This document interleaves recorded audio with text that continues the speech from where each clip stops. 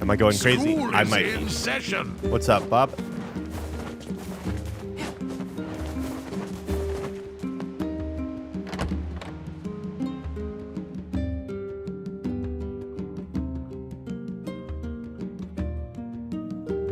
Oh, coffee.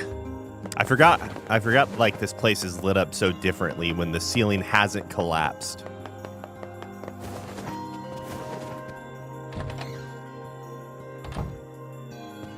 Hey, Popola. Hey? It's for you. It's a fish found near seafront. That sounds perfect. You can find shades have been spotted there.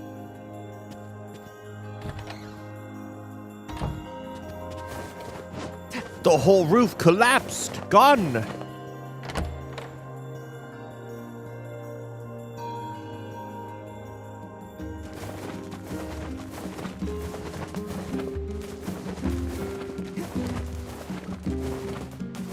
I think we get maybe the fact that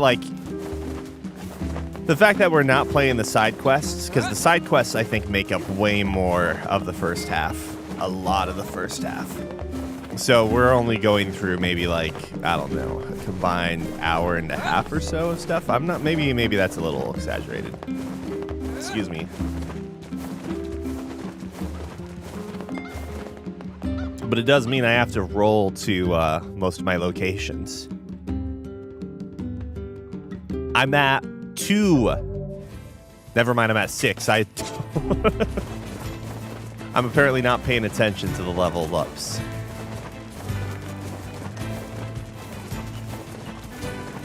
Oh no, the person! Shades, go away! That villager is under attack.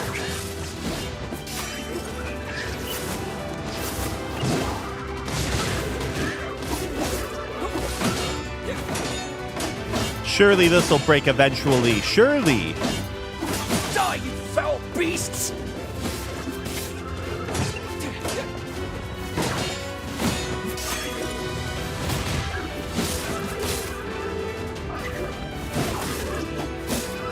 To truly leave him to perish.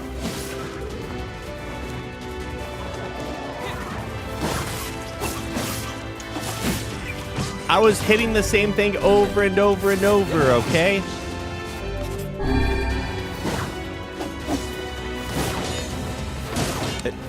Is that an angriest Pat emote? I can't tell.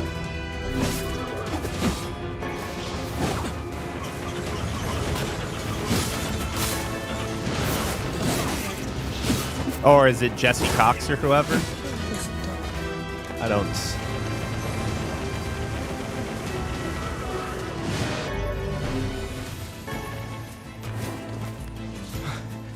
You saved me. Things are getting really bad here. Here. Good work, friend.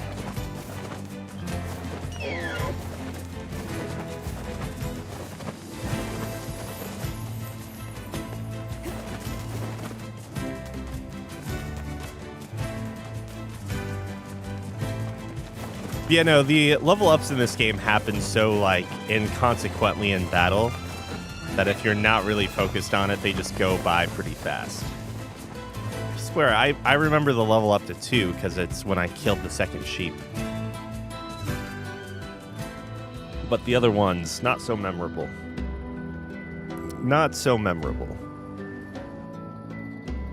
I doubt we'll have... What should we... Perhaps we could try... Works for me. Yes. Yes.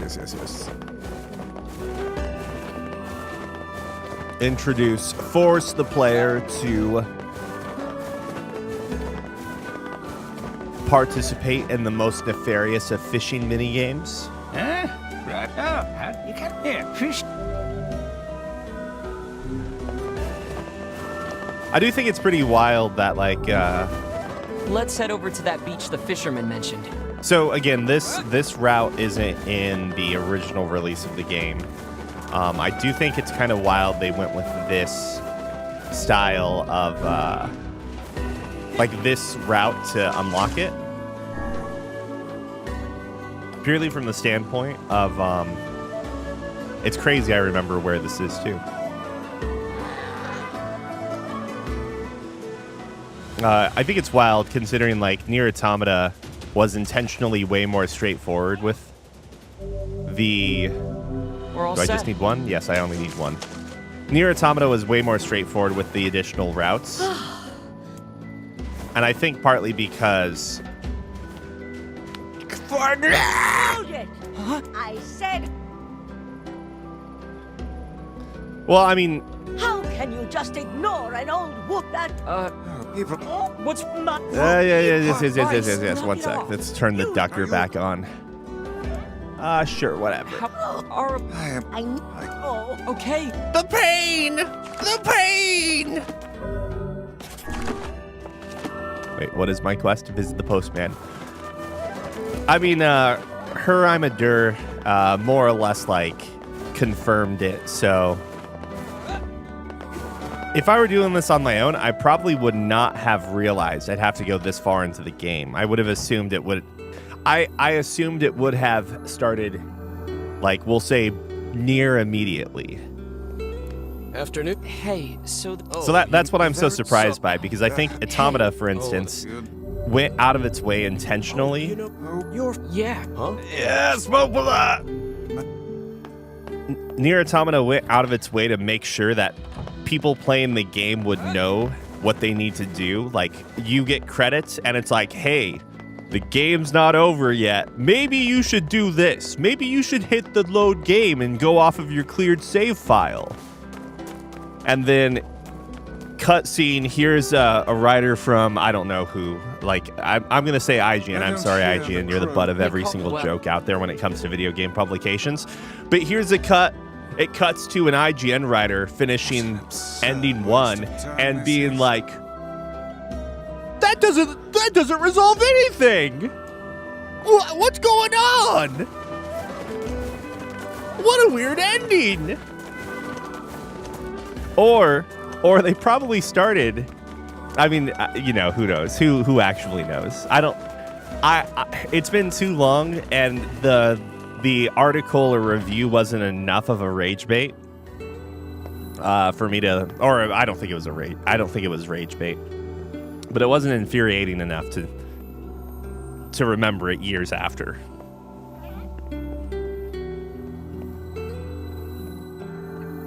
But yeah, you would think after Automata still managed to fool some reviewers. I say reviewers, they're different from journalists. What? We have The post... Anyone can be a reviewer at this point.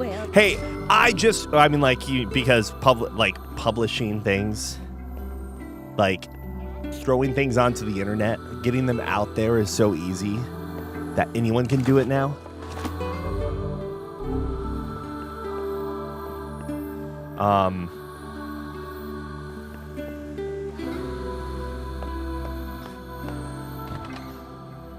Someone watching the VOD right now is thinking, oh, is Neil going into his defending journalists mode? Fake news, man. It's like, yes, I'm letting my journalism background come out a little bit again. Listen, I wrote for my high school paper. I got the yellow card ahead of release, the yellow card album ahead of release. That's right. I heard Ocean Avenue before you did. And you know what I thought about it? I thought it was lame. I thought it sucked. I had to wait for people to tell me it was cool before I thought it was cool, because that's how I work. That's how my brain works, okay? I don't form opinions.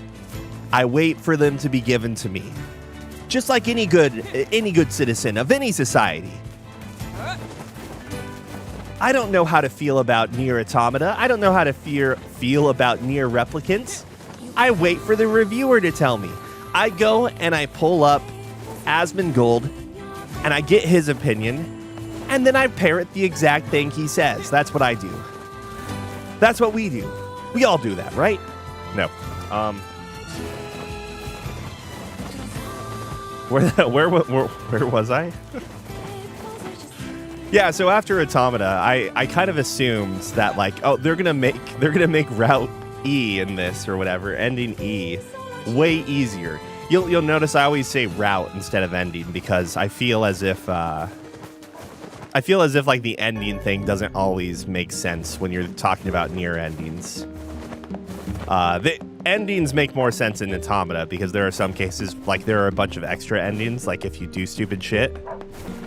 If you take out your operating system chip and then you game over, you get an ending. It's like, okay, that makes sense. This game, like the endings are kind of different. Well, C and D, I guess, are endings. I talked about this before. Like A and B really aren't endings they're endings from like the player's perspective, but they're not endings so far as like branches and so forth. Like A and B basically are the starts of endings C and D. And I'm assuming that ending E is a continuation of ending D, but actually, who knows? Who actually knows? The only reason I think that is because the requirement is apparently getting ending D and then starting a new game from your freshly deleted game instance. Hey, Yona, here's a fish. Hang in there. It's not gonna taste. Don't worry. That's what I'm just gonna give you some raw fish.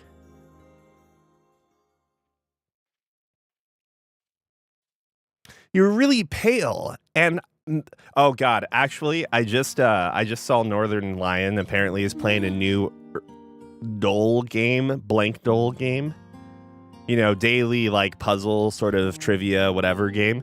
It's called actually, let me make sure I'm not going to get this wrong.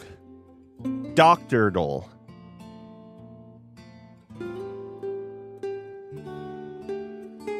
And I don't know if this is intentional or not, but when I was looking at Dr. Dole, it seems like so the way Dr. Dole works is you basically in fact, one second. I can just bring it up.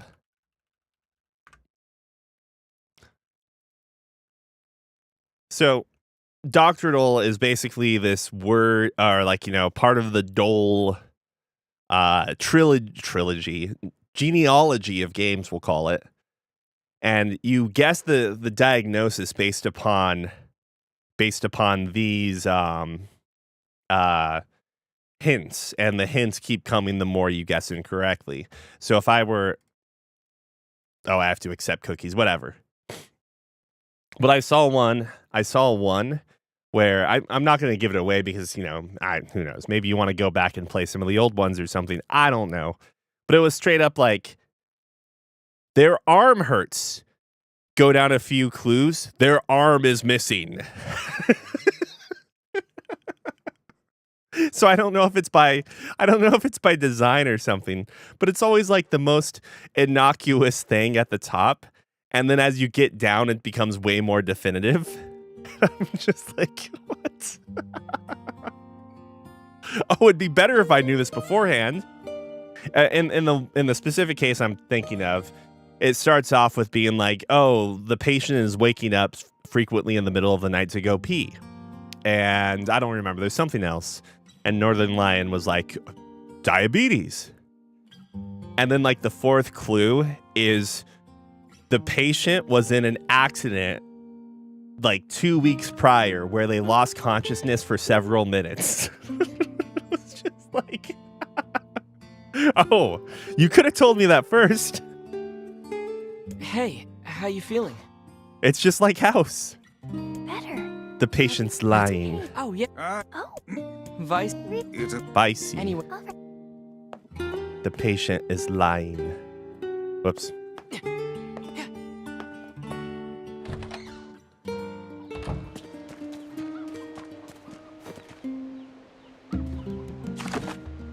Wait, did I miss something? Oh, no, I didn't.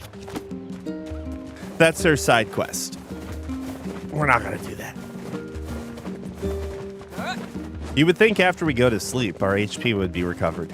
I probably made the same observation last time we did this.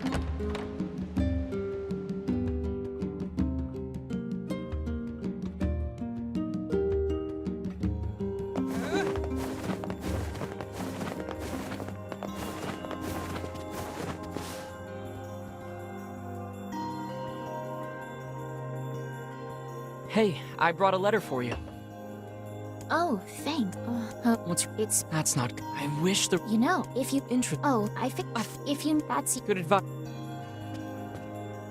Man, this is the kind of morning where instead of even like throwing the coffee into my thermos, which I've like started to become less and less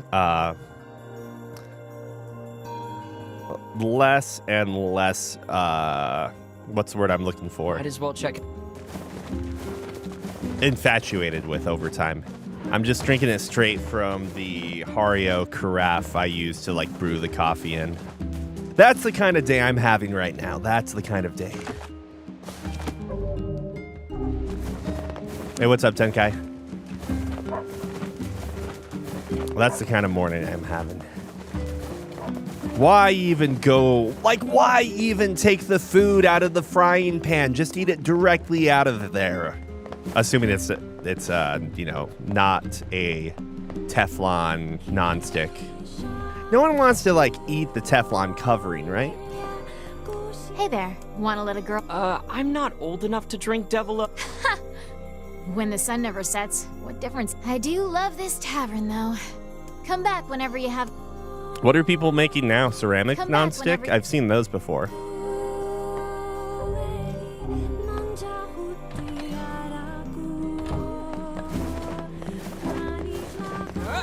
Oh, what is like the stereotypical black colored nonstick pan though? Like, cause I still see those from like your usual suspects. Like,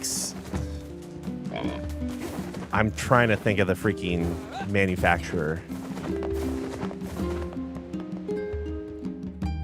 For the record, like I think the only time I use anything that is like a quote unquote nonstick pan. I guess there are ancient ruins buried there? It's full of old scrap and other weird stuff that Why no am I? one Wait, why am I worried about what To they get have to there, say? We have to cross the Iron It's been the Bridge to same so far. northeast. Popola says I'm pretty these huge sure metal crates used to cross the only that time I bridge all the use time in the old world. one of like the Certainly you know well non-stick wise back sort of then. pans. I don't It's know. either A, If I'm they were warming so up like a smart, pouch why of did we instant end up curry, like this? or B, I'm doing like a French style omelet or like really soft scrambled eggs. Not soft, well, you know what I mean, like not like your diner style scrambled eggs. I'll just like I fully accept that if I want to cut down on the amount of butter I'm using and I want to do like a soft scramble sort of Gordon Ramsay scramble, then I'm going to just use the nonstick pan and call it good, because otherwise if I do it within like one of my stainless steel saucepans, it's just like and you're cutting down on the fat use or butter use. I feel like you have to understand that you're going to have a very thin film of eggs that you have to like clean out eventually. Like, I don't know. Where am I going with this all? But that's the kind of morning I'm having. I'm having the kind of morning where I am making a fried egg directly in my carbon steel pan, and then I'm going to dip, or I don't know why I'm going future tense here. And after doing that, I am eating it directly out of the pan with just the slightest amount of chili crisp, okay? That's the kind of morning I'm having right now. And drinking the coffee straight from the carafe, because why the hell not? I'm the only one that drinks coffee in this house. It's like if I buy the orange juice I'm the only orange juice drinker, I may as well. Actually, there's a reason why you don't want to, but that's besides the point. It is bright in here. Looks like the ancient machinery is still working. Not that we have any idea how it works. Ruins from ancient times, patrolled for eons Jesus. by unstoppable machines. and I bet they're full of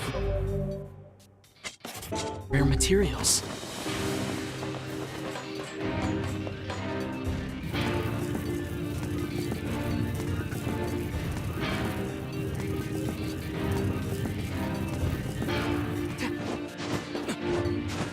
Oh, I could have done the cool thing and done this. Yeah. This place is hardly befitting one of my grand stature. You sure do like to complain, Vice.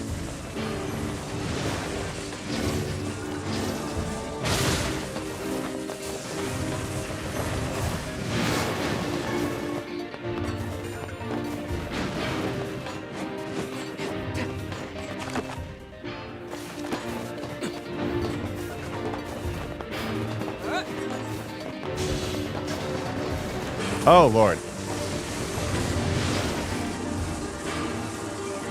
Oh. I was thinking to myself, like, I've got enough for like 8 of these.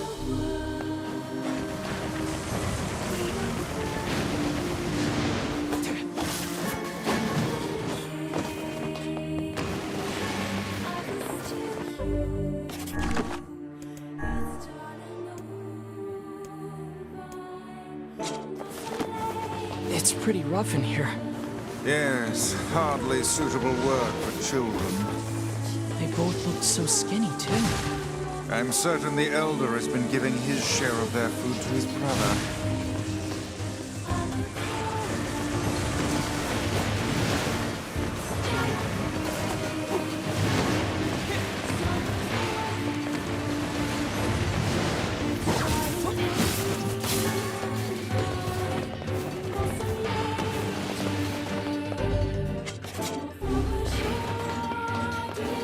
Wait.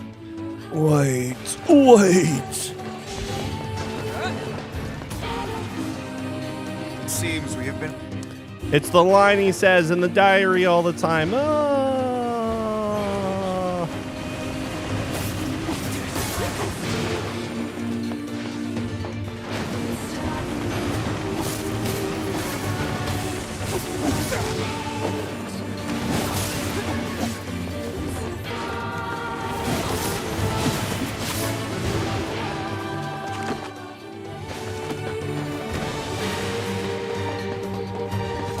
Oh, whoops.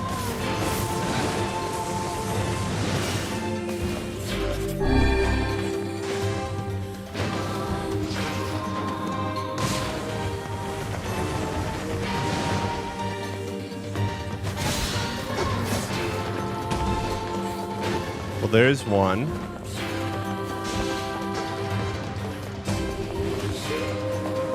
Nier Automata part! Not really.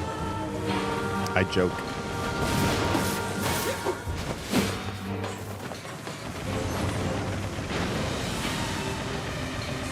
Why am I only shooting? I have no idea.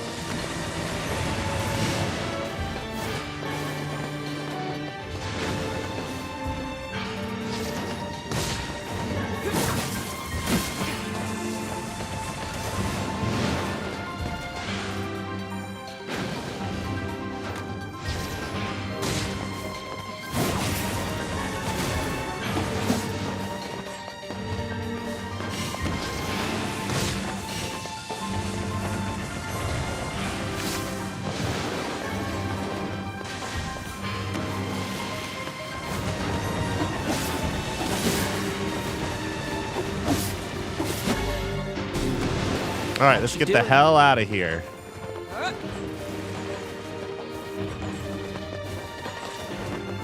You ever wish you could just warp back to the client after you get their stuff? Whoa. Yeah, it's apparently a kind of magic that can zap you to faraway places in an instant. Ah, that one. Well, I would stay away from such devilry were I you, lad. How come? Because all of the sages who attempted said spell were reduced to mincemeat when they struck obstacles in their path.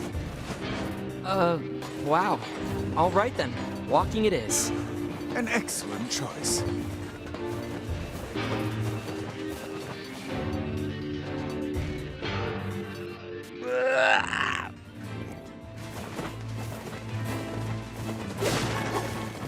It is kind of wild when you consider that, like, the majority of this game is side quests.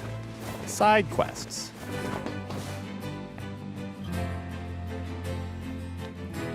I hate. Oh, hello again. Oh, you know what? I should give Gideon some screen time right now. We got your materials. Ah, thank you so much. I'll get right to work on your weapon. Normally I'd charge you something, but you can have this one for free.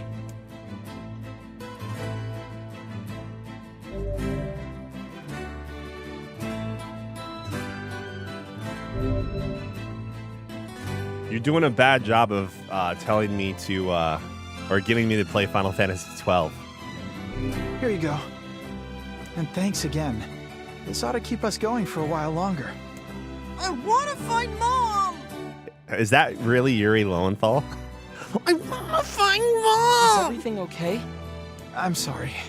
He's impatient for our mom to come back and thinks we should go look for her. You just need to wait, okay? She'll be back soon. I don't want to wait! I want to find Mom! Ice? Yes, yes, Please, Don't. you don't understand. Never mind. Mom usually goes pretty. You're gonna need to use the elevator. Mom usually takes the elevator down. Oh, need some work done on your weapon?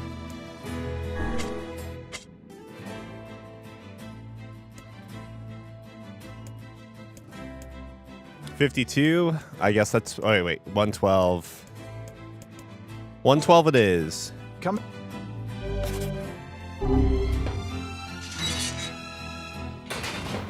Dude, I can't remember. Where do I buy the Beastman dagger? Ah, whatever.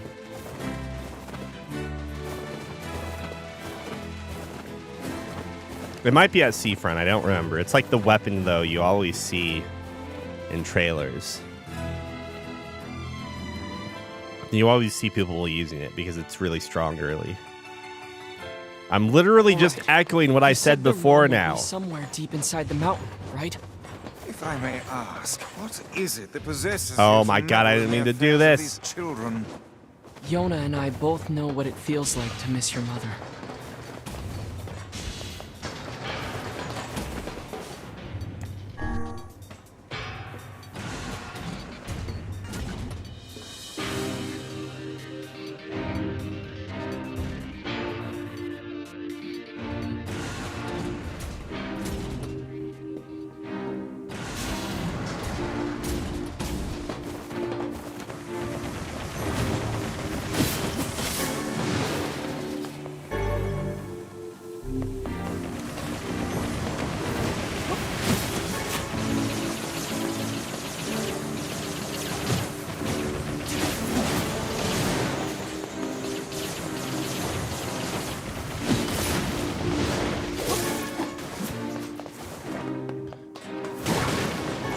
Right now, especially, it feels like it's a bummer fighting machines right now because your MP is so damn low, so you have no way of passively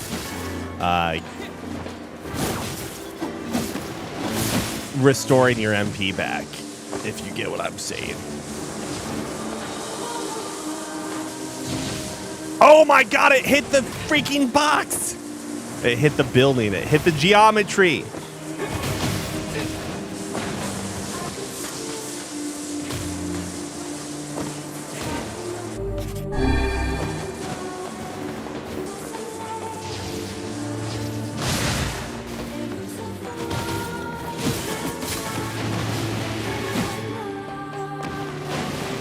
Life is good, life is good.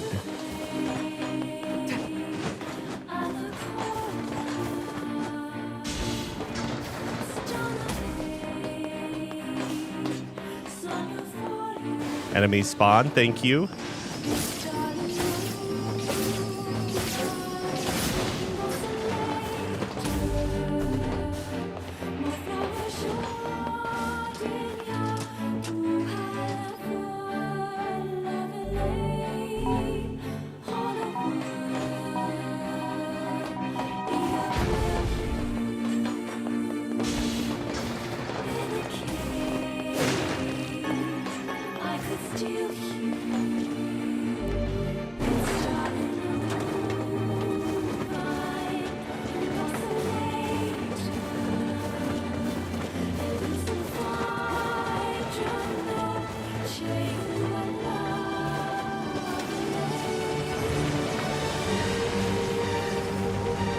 Oh my god, we're so weak.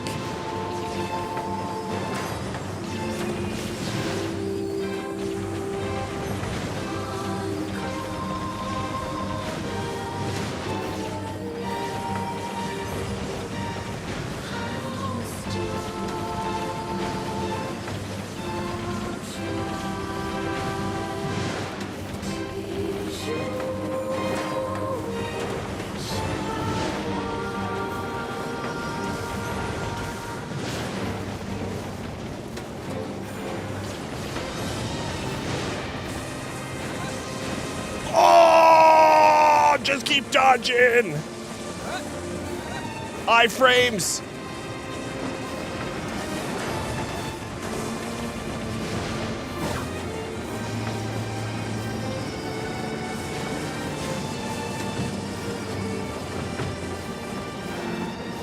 It felt like we were definitely under that like hit radius for a while.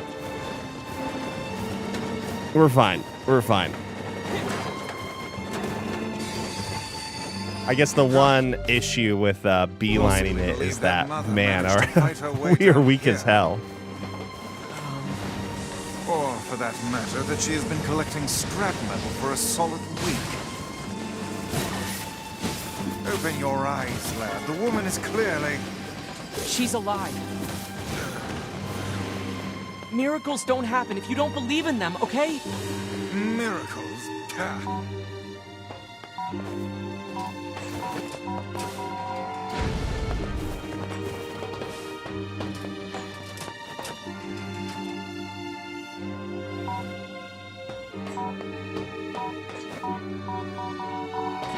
Oh my god, I was off center.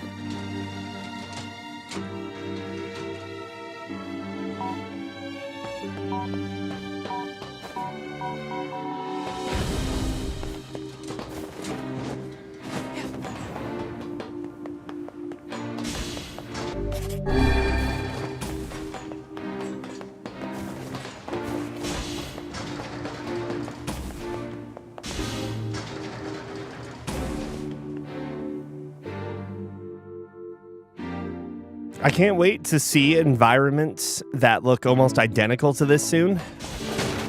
It's going to be great.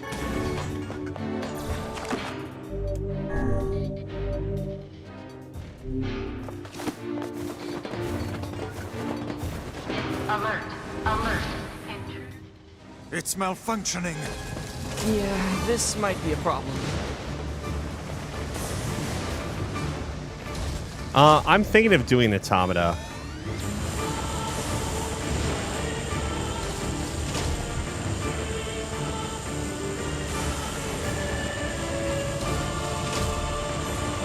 And if not Automata, well, we're gonna also do some random stuff in the meantime, like more Dong Isekai. Not, I'll probably just keep playing Dong Bucks offline because what's going on? Ah! Aware of your surroundings. No mere machine can defy us. Stay focused, Vice. There's many forms of Dong Isekai. That's the thing.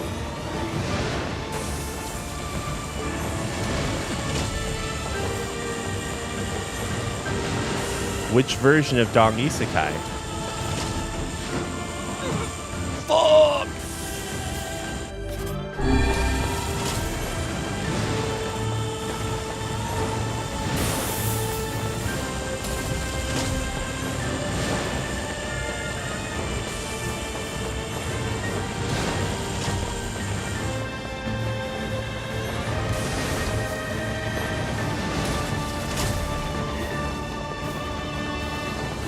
Don't let yourself be crushed. Oh, you think?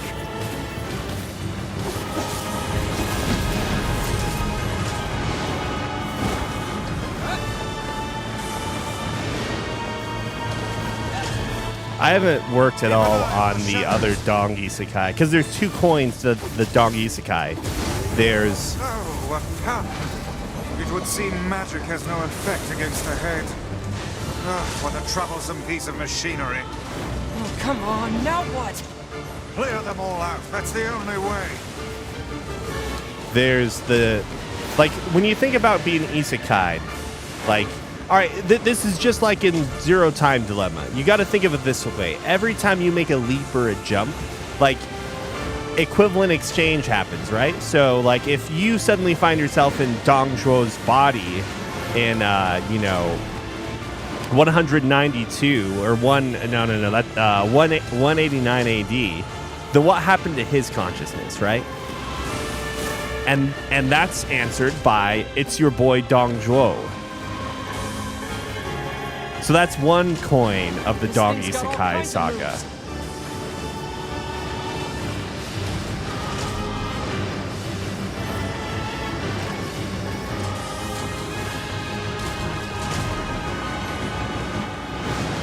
Now all that remains is that oversized head. It would seem magic has no effect against the head. Oh, right. It's working! Unbelievable. Such an obvious weak point.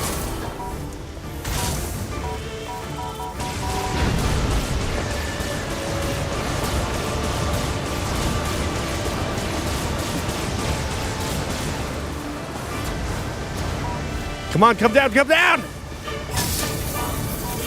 These chambers are loaded with bombs. Stupid machine. Good. Keep after it. All right, not going to be there yet.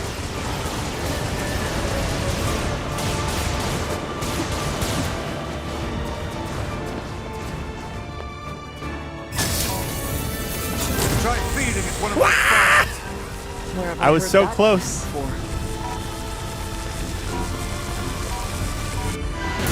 There.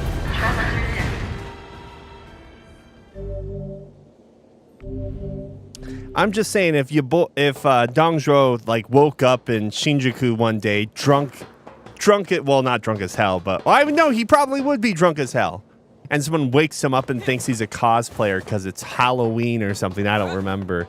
Like, do you think Dong Zhuo is gonna try and help them become a pop star? No, that's some bullshit, man. Dong Zhuo is going to prioritize conquering Tokyo.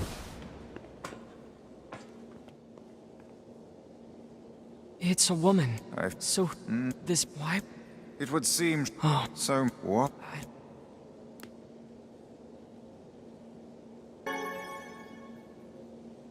He's going to go and find this? the cast of Tokyo Revengers. Tokyo Manju Revengers. And he's going to, that's what's going to happen. He's going to start his own hostess club with Majima in the 80s. Where's Mom? She's in heaven now. She's in heaven now. What? It's true. Your mother's left this world. Liar!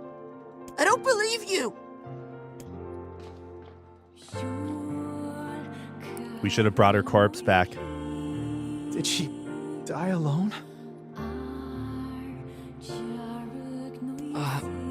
Well... What the hell is this from? It's okay. I know all about it. Just tell me, did she die with the one she loved? Dynasty Warriors 7? We Jesus. found 2 bodies. It appears they left this life as one. Okay.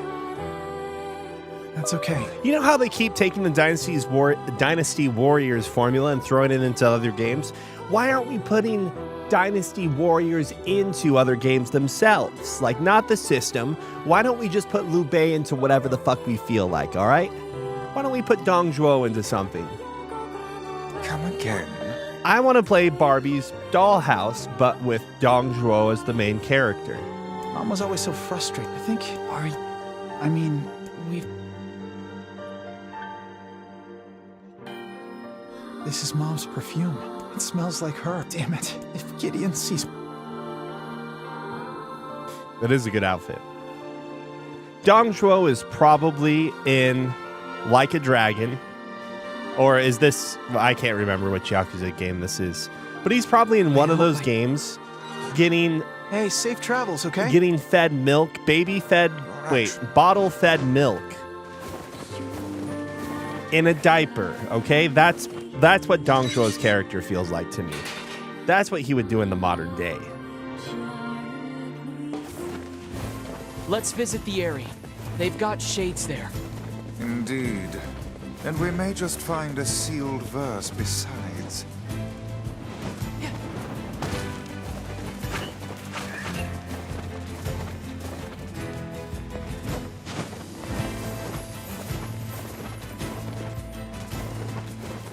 Do you not fear these shades? I'm running away from him. course. I'd be stupid not to.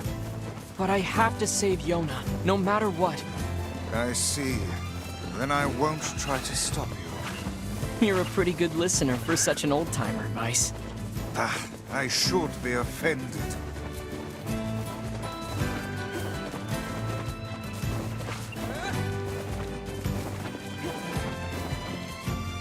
I like how they would like look at our butt and then they kick us.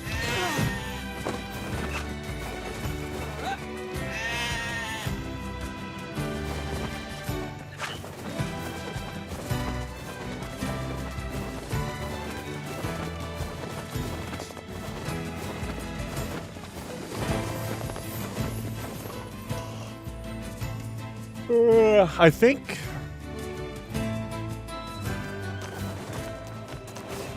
Shades! What the hell are you doing here? We thought you could use a hand.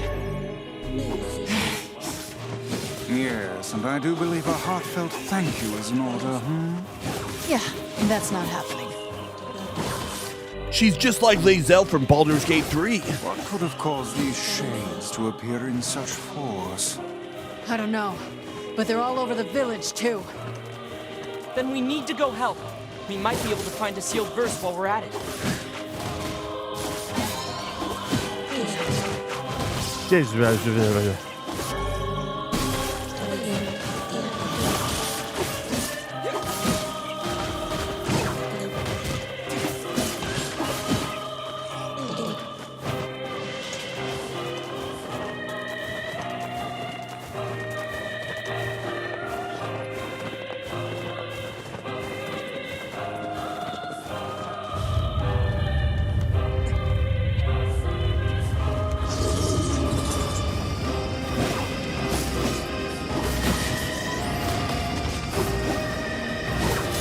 Keep your guard raised. As if there were any other choice.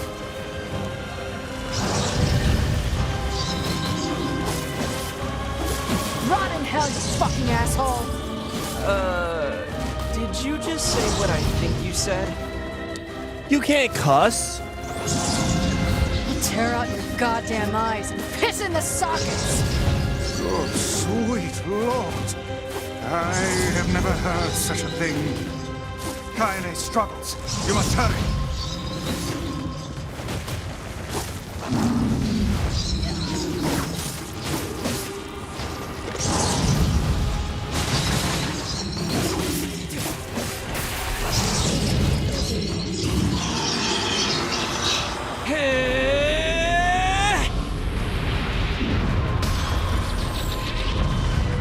Oh, do I have Dark Hand now? I should put that on. Look, those people are fucking dead!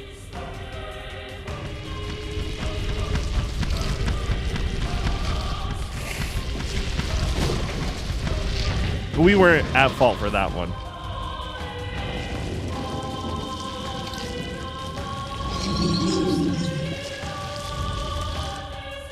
I'll take care of the big one. You worry about the rest.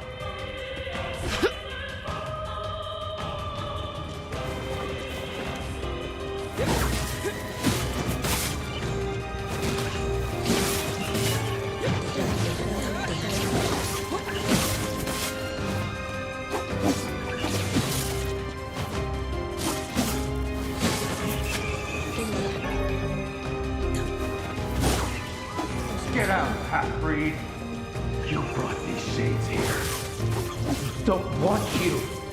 Just leave us in peace. Not the friendliest town in the world, is it? You disgust me. You disgust us all. Don't you dare call yourself human. Get out! Get out of our village! What is wrong with you people? She's trying to help you. Don't defend me.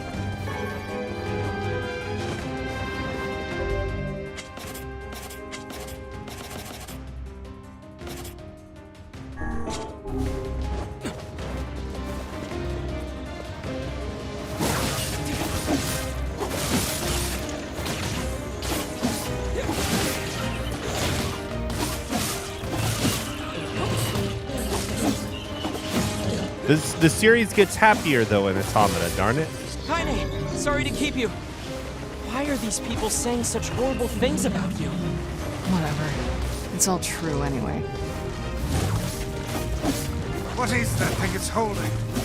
It appears to be spewing them from within. Well, whatever it is. So we need know to take now it that out they're first. children.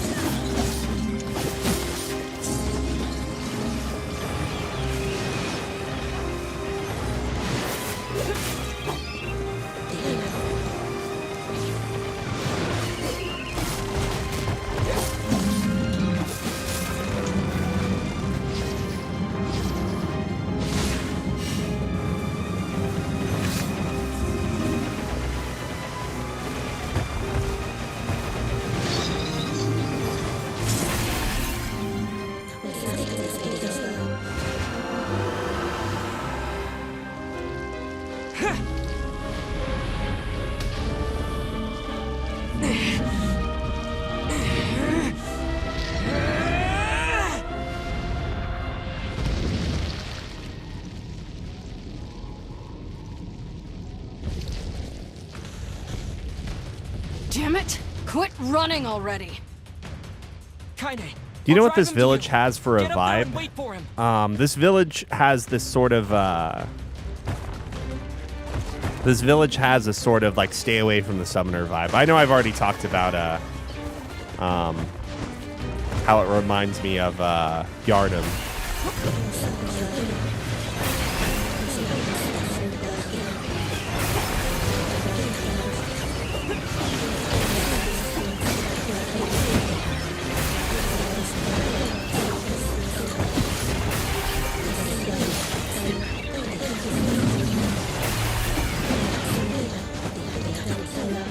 Don't let it get away. I won't. Soon Kaine and I will have it surrounded.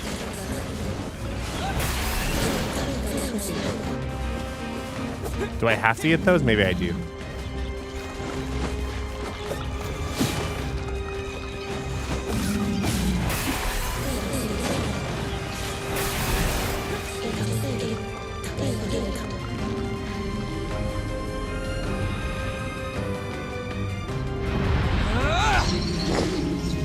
You know, I had completely forgotten, by the way, when I was asking what Yoko Taro's doing lately. He's actually the credited as the writer for the next Evangelion series. So, working with, I think, something that Yoko Taro knows extremely This well. ends now, asshole. Lots of sadness and depression and We sorrow. should join her. Right.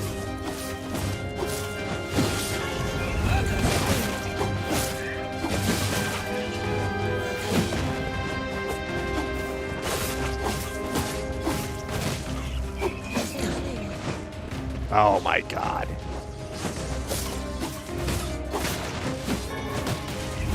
Ah!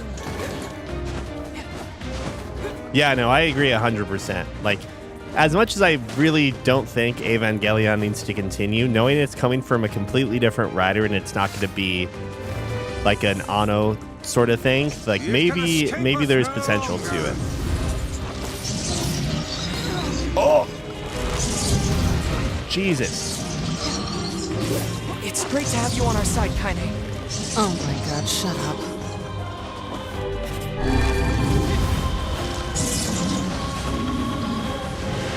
Look, just try and keep up, okay? I'm doing my best. I am just playing one-handed, so I can try and drink coffee in my left. It's on my right side, though. Surely life will be okay.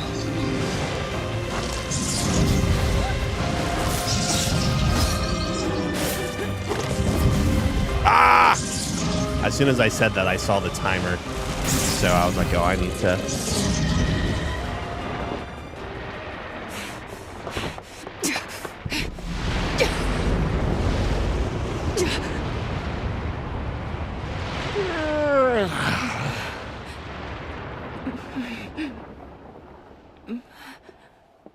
Can you imagine if the Boruto writer did a reboot of Evangelion? It would become a harem anime, and everyone would love it. That's exactly what people want these days. Kaine, what's wrong? My grandmother would never say that. That's what She'd people never want tell me these to give days, up you on know? life. Never. I've spent my entire life searching for a way to avenge her death. She gave me the strength to deal with this goddamn mutant body. Do you know how long I've been like this? How much I loathe myself?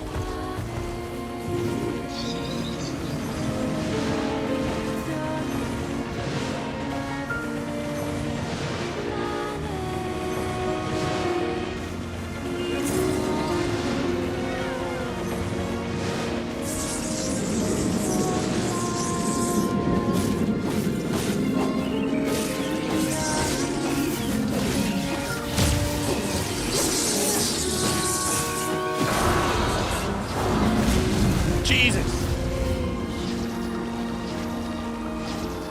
Mounting alarm. Desperate offensive, I see. That attack's bad news.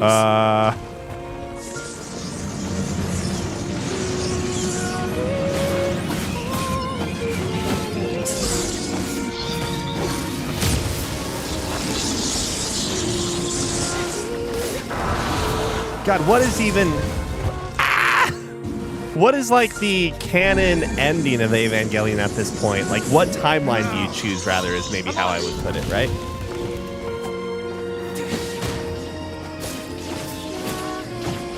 I'm not going to get there in time. Oh, I did.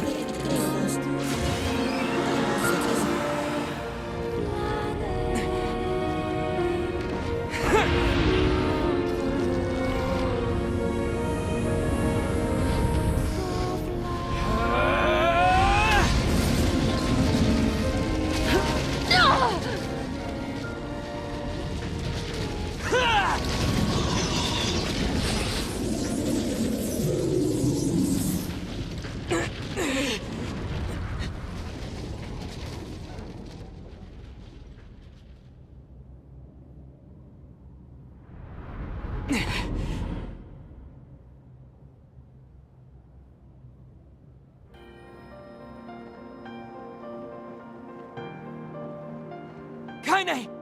I think she intends to perish where she lies. And in truth, perhaps death is the greatest comfort we can offer her. That's not your decision. You don't get to decide who lives and who dies. She's alive. She has meaning and worth, and we're going to save her. Everyone has something to live for. Even Kaine. Even Yona. Perhaps you should save your pretty words for her instead of wasting them on me.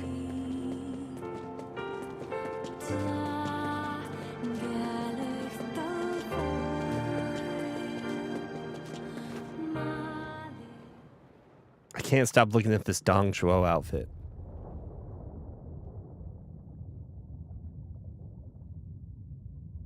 Grandma, can I rest now? I'm so tired.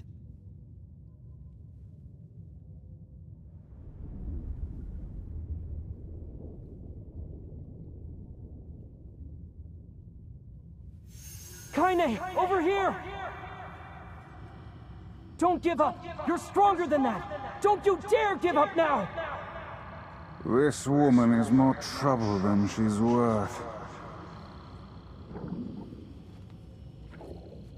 That's it. Come on!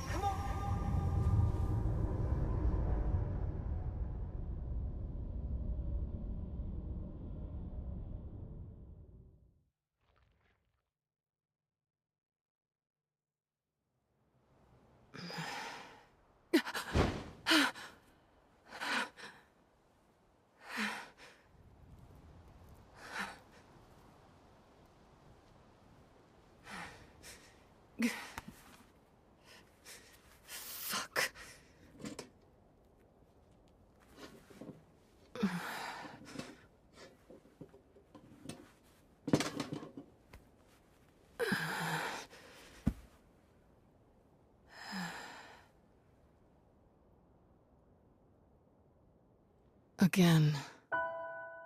There's that dream again.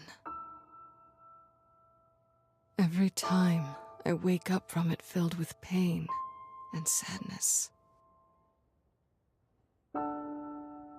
With this feeling like I've somehow forgotten something extremely important. When I look at my broken sword, it reminds me of my battle with the Shadow Lord.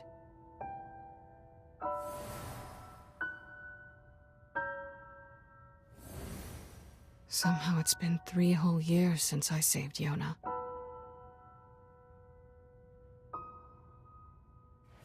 That was supposed to be it. Goal achieved. Game over.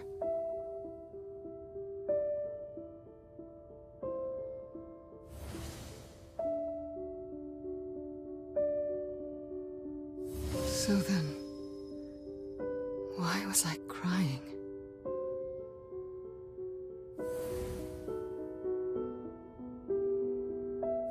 Three years have passed, and I still haven't found the answer to that question.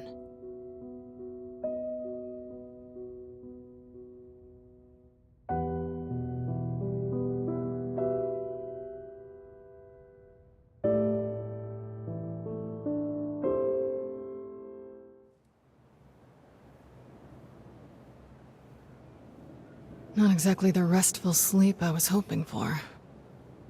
Damn it.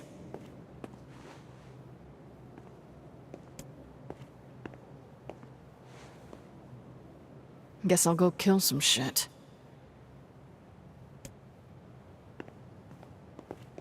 A meal.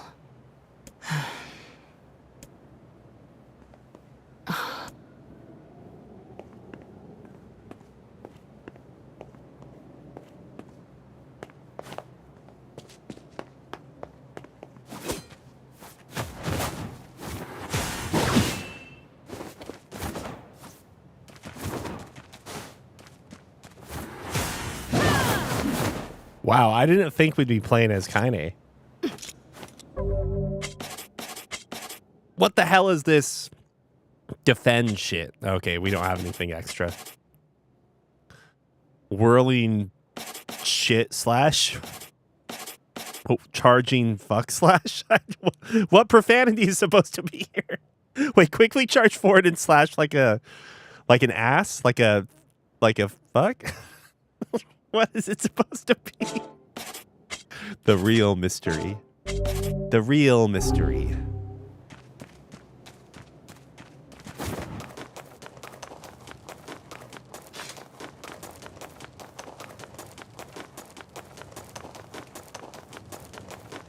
Victor. Killed so many shades when I was trying to rescue Yona. But now, I have this strange feeling like somehow they're not all bad. Couldn't for the life of me explain why, though. Oh yeah, we don't have the bandages anymore, so she's not possessed, but she still has magic.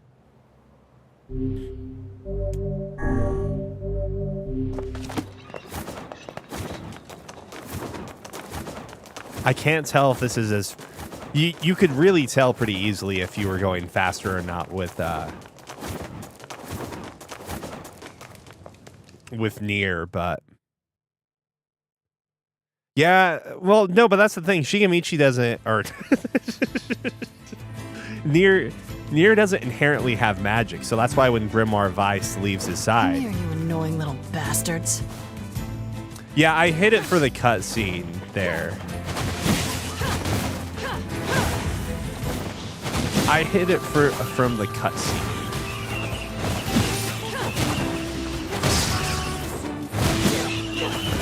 I should map it to a button. Every last one of you. Or maybe I shouldn't be killing all of these guys, right? Feels like there's a lot of shades around lately. Maybe I should check in on Yona's village. Yeah, maybe you should.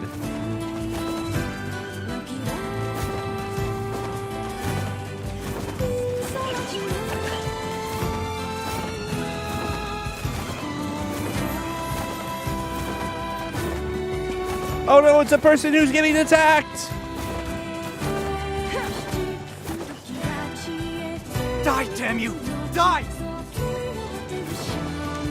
Hey, get back! It's dangerous here!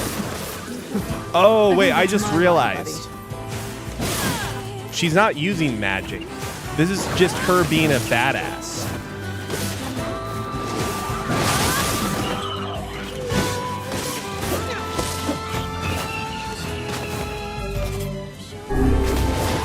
Her attack is 9. Her attack power is 999. Extra heavy.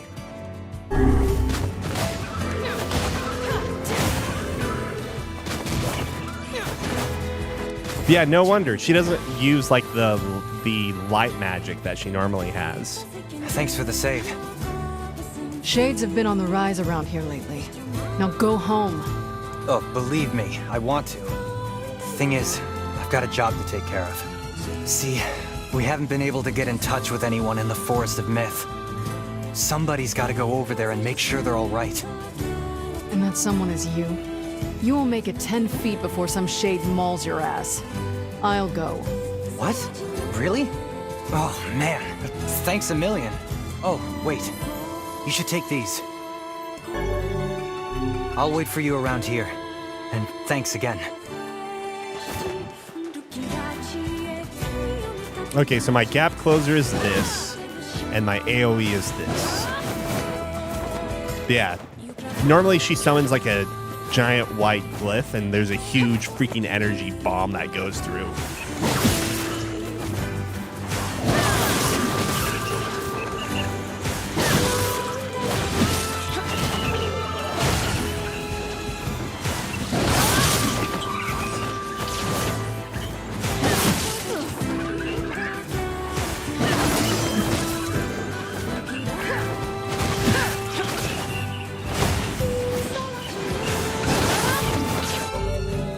Level 39.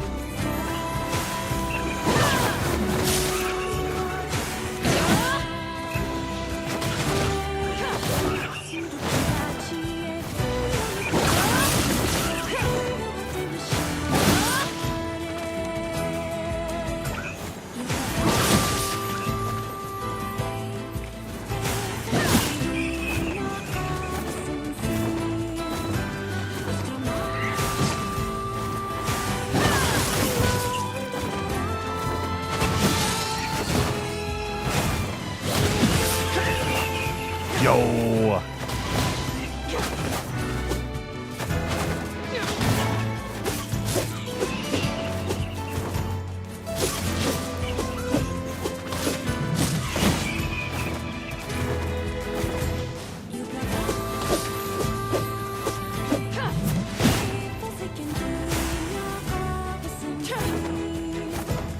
Doesn't seem to want to fight us. Whatever.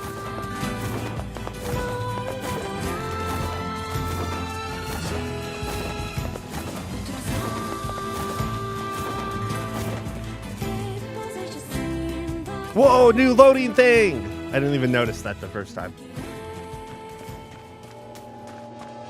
Hey, anybody home? Uh-oh. Shit. What about the Elder?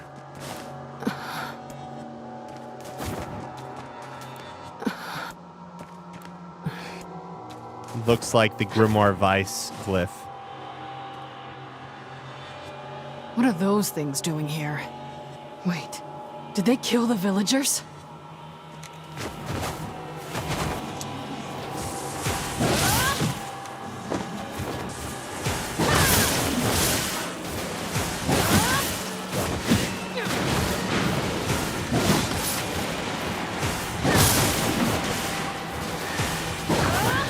Come on, more? You just keep on coming.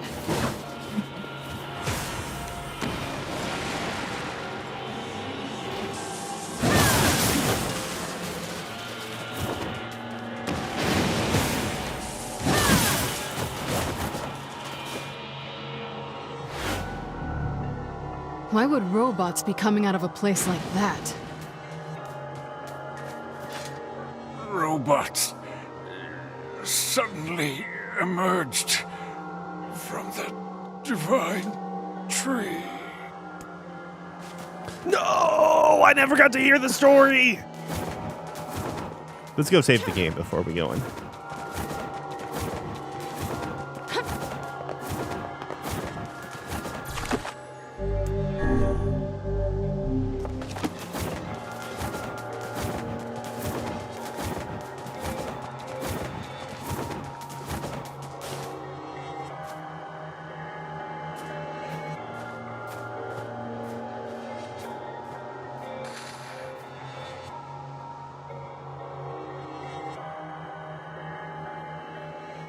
The hell's going on here?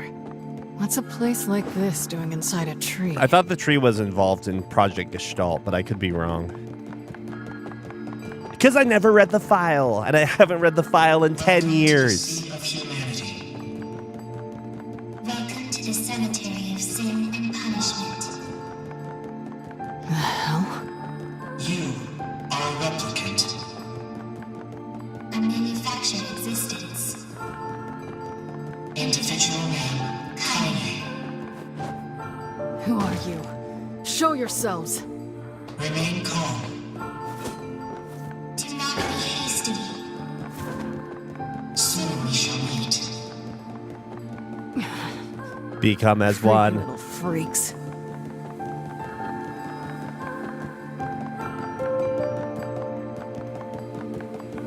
This is an integrated information management database designed to resemble a perennial plant. It transmits phenomena recorded in its memory unit. I don't understand a damn thing you're saying. Observations of you have been recorded as well. You brought an end to Project Gestalt. You killed the original Gestalt. Now the remaining Gestalts run wild because they have nowhere left to go. Your actions have caused the deaths of countless replicants. Show your damn faces already! For context, this is why I've been, or in the past, I was using the phrase Gestalt Nier and Gestalt or Replicant Nier as ways to differentiate between the two characters, if you will, or like, you know, the two kinds of people in this universe, if you will. Do not be hasty. Soon we shall meet. Soon we shall meet. I'm sure the document would also talk about like the difference between those two, but if it's not obvious, Gestalts are essentially the souls of the original humanity, and replicants are the biological entities, I guess you could say, that were modeled to provide bodies for the Gestalts or humans, the human souls. And so, despite the fact, like, I mean, I don't know, this is one of the things that always like makes me question exactly how they mean. And I'm sure if I like read the novels or watched the stage plays or read the stage plays, the scripts or whatever, I would have a little more clarity. But you hear Devila and or Popola talking about how Replicant Nier doesn't have a soul, but it's clear as fucking day that the replicants all have, you know, personalities, individual desires, feelings and emotions and so forth. So what is a soul? Like, is a soul the very nature, like some specific thing of energy or chemical aspect? Is it the shade sort of aspect? Something about that allows for it to be considered like a term rather than just what we would call a soul in general. Because otherwise, if we're using like what we would use the term soul for, it seems like all replicants have souls. And so it's hard to know for sure because like Devil and Popola are essentially like not too different from like robots basically, as opposed to or androids, if you will, as opposed to, you know, the replicants, which are far more organic and so forth.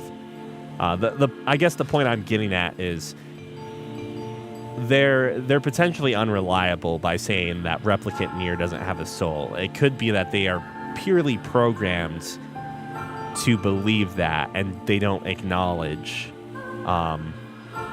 that replicants seem to have their own lives and their own feelings, their own desires, potentially their own free will. But again,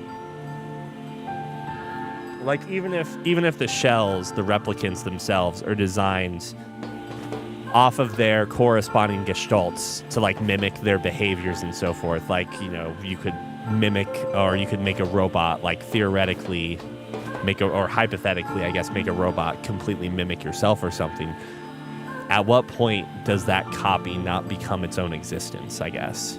And that's clearly like what I think, well, I personally think what the story is also asking as well.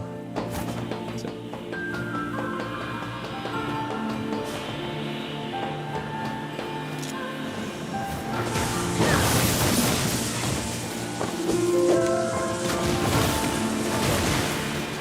Is this the Tales of Abyss storyline too?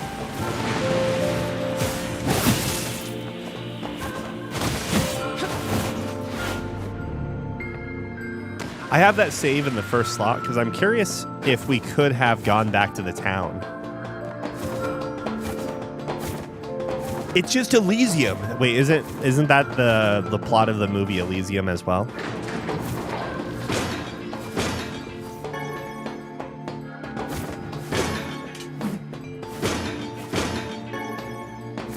I think one of the key differences here is that it's like there's from the viewer or the player standpoint, there like should be no question in your mind that like the replicants have their own desires and feelings and so forth.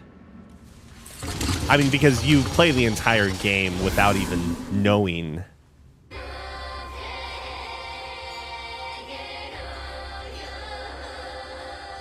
Without even knowing that you're playing as replicants, right? Oh, how nice of you to join us. Yes, how nice of you to join us. We are the administrators.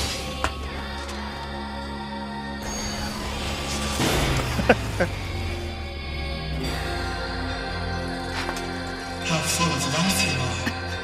We won't get anywhere like this. Now then, let's fight.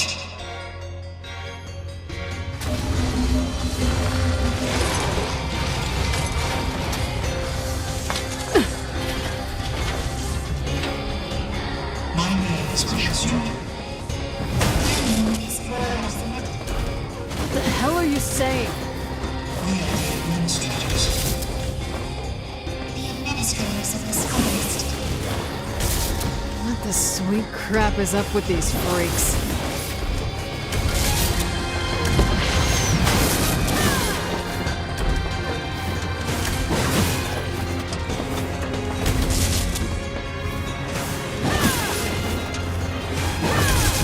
Ow.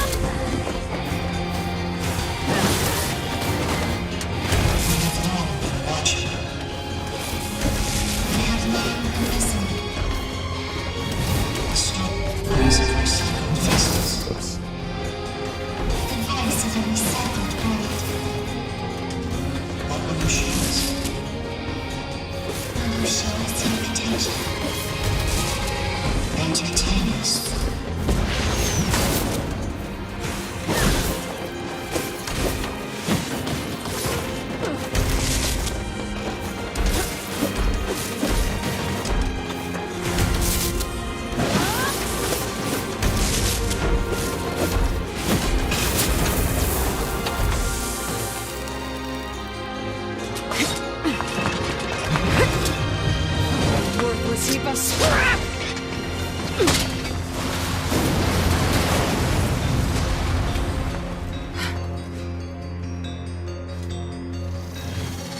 How truly fascinating you are. You are just as we expected.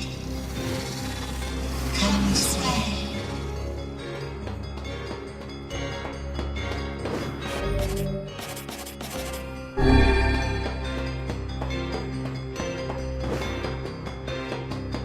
Ninja run. You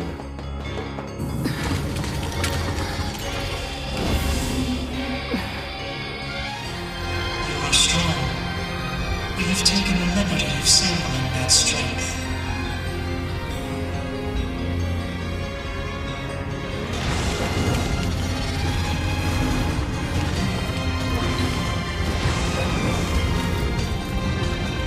We have reproduced you at the point in your journey in which you are strongest.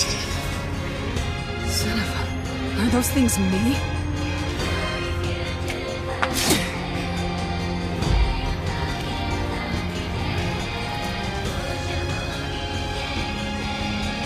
There are copies of them, shaped by machine. A collection of microscopic and phase precaution units bound together with massive particles. The same as this very forest. A massive forest of memories coalesced by the tribes of quantum mechanics and massive research. A forest that records anything and everything about the world. If you wanted me to follow any of this, you're gonna be real fucking disappointed. Your comprehension is unnecessary. After all you care for is killing. Is this not so?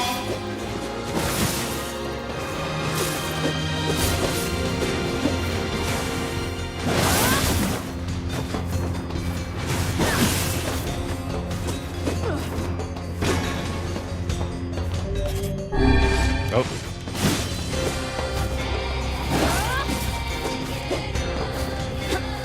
These other me's are brittle as hell. I ought to be insulted. It matters not how many copies you destroy. They will simply disperse and immediately reconstruct themselves. There is still much fun to be had. We have finally come to an end. God damn, you're annoying. I want to tear these freaks apart, eat the pieces, and shit them into a trash can.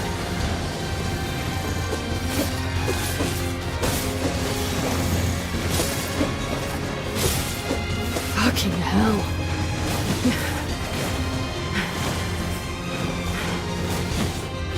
Have we reached the end? Have you reached your limit? Damn it. How unfortunate.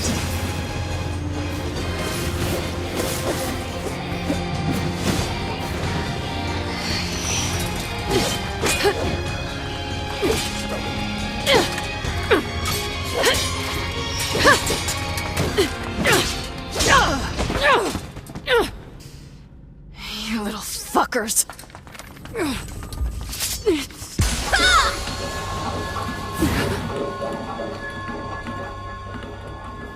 Kaine!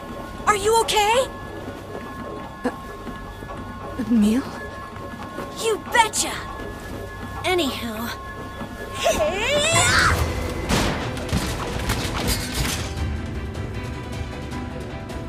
It's good to see you safe. Which hand do I pick? Yeah.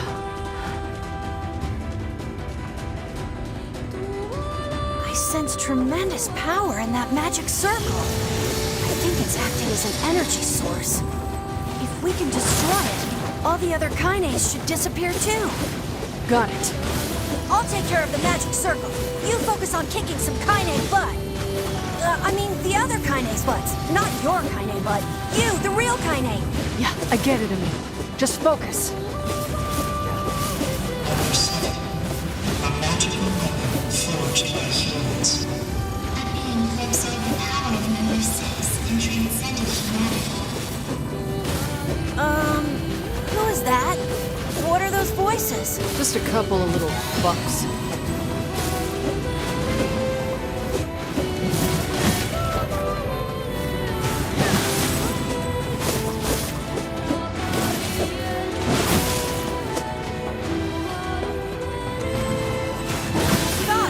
Feels like it's been forever since we fought together. This seems familiar. I think there was someone else who used to fight with us. My memories are... Unusual phenomenal fluctuation observed. Singular base signature detected in Replicant Kaine. Fascinating. Terribly fascinating.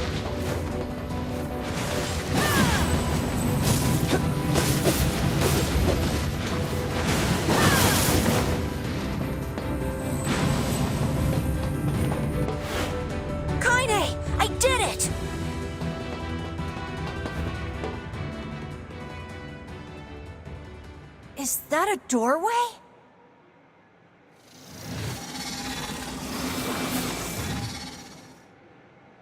Beyond here lies that which was lost. The final hope for you to reclaim. This all kind of reminds me of a certain monochrome area in Automata. So I can't help but think these might be like the machinations we will know as the machines later. Oh yeah, 100%. Whoa. What is this place? At least there don't seem to be any bad guys around. Emil, I didn't get a chance to ask yet with all the fighting and shit, but what happened to you back then? And where have you been? And why the hell do you have 4 arms? Kaine, Look, it's gonna take way too long to get into all that now. Fine.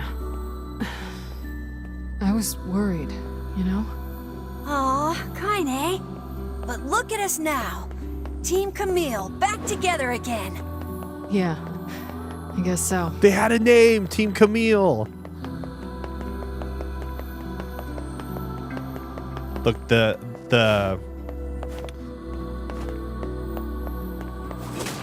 canon without Nier is so much better. They even had a cool team name.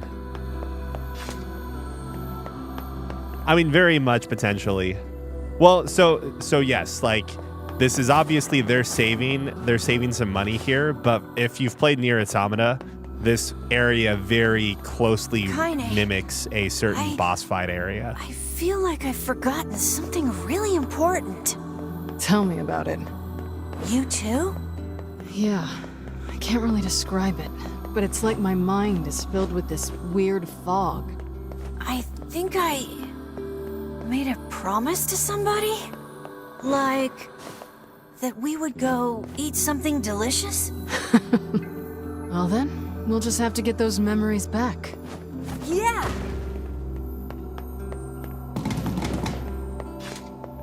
It's a pretty, it's a very, very important fight. Very important fight. It's one that you get 2 perspectives or POVs from as well, and it's really, really cool what they do in it. I feel an enormous magical power ahead. Just don't do anything rash. Got it? Yep, 100%. So Same goes for you, Kaine. the prior map was that one garden anymore. area. I shouldn't be talking over this. But yeah, the prior map was that garden area, but as you can see, we also have like this city landscape, which wasn't there unless it was like part of the skybox and I just wasn't paying attention. And then here we have the rooms, the corridors that follow up. There were like numerous versions of this, but you know, we have the cutscene where it's just after Emil sacrifices himself and Kaine kicks Nier in the gut. So we know all about grayscale Shinjuku, okay? We've played SMT before.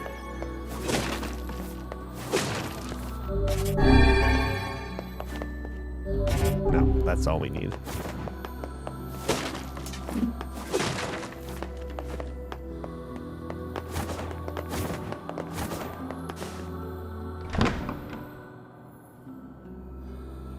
Is this the Shadow Lord's castle? Kaine, I'm sensing some powerful magic up ahead. Magic. This is a very special place. To you and to the world. I mean, are we going to get an expanded version of Metaphor Refantasio? I feel like some of the press releases almost indicate that they're not going to do that anymore.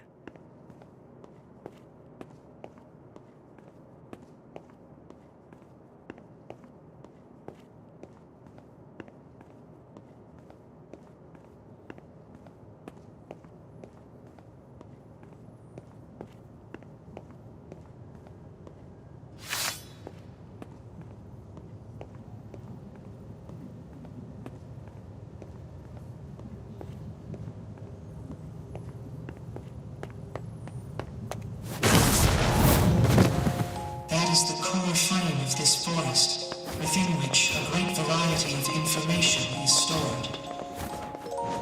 Inside it exists all that this world is, including the memories you have lost. Though, rather than memories, it might be best to separate. You don't get to decide who lives and who dies. That voice. It's the one from my dreams. I've heard that voice before. These are your memories. The record repeatedly rewrote.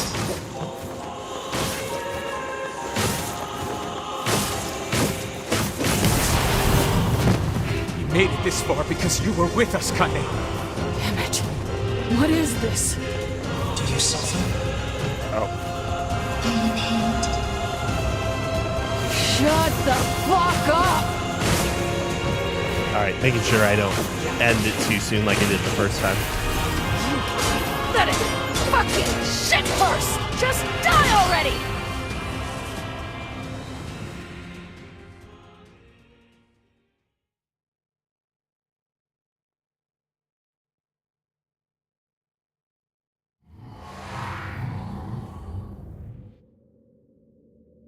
Where am I?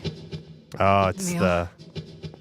This is definitely Automata here. These are your memories. These are your records. Oh, even the HUD. Even the HUD is straight up Nier Automata. We are... this is like totally reminiscent of 9S right now. The hell is this? Sweet memories from deep within. Bitter memories that were sealed away. Oh my god, like this is wow, this is I don't know. Oh, Shades? Shades. Human souls that have gone gestalt. These shades are what data reproduced via your records. They are the true humans who slaughter and enjoy.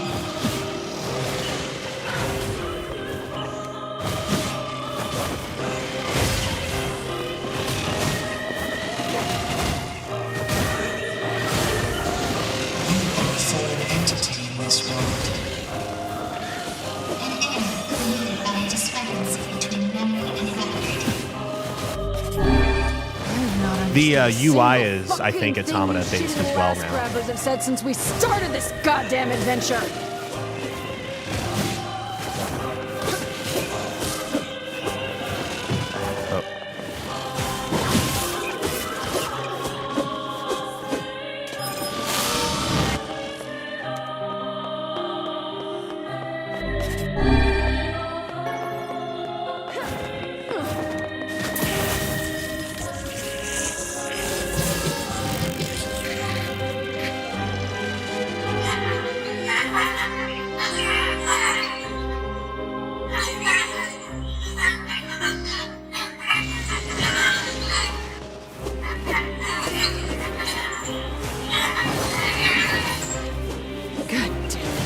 Enough with this bullshit already. You have heard many voices. Fear, hate, rage, suffering. Each of them has meaning.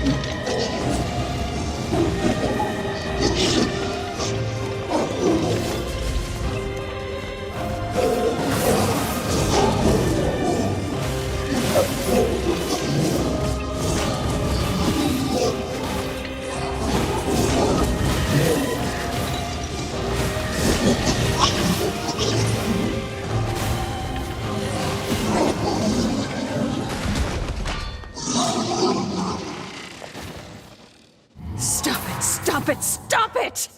I killed... This is the deepest place in your memories. Memories you had sealed away. And this one is your worst memory.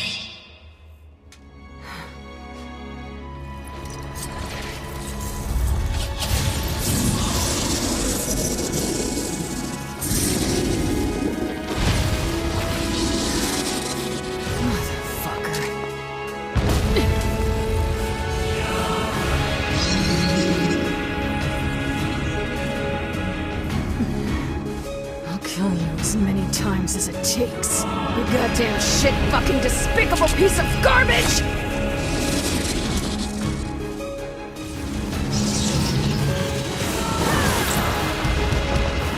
We upgraded the data that was recreated from your memories. Can you defeat this nightmare? Shut your goddamn traps for one goddamn second and let me kill it already! Efforts in future. It cannot be stopped. There is no escaping this nightmare.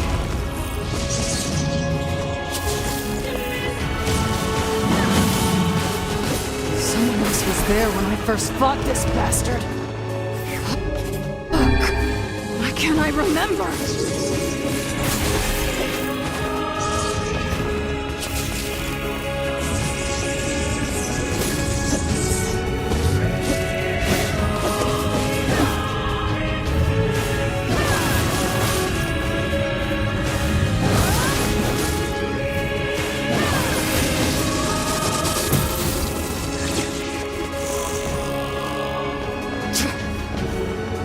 Twisted shit right here, and you're gonna pay!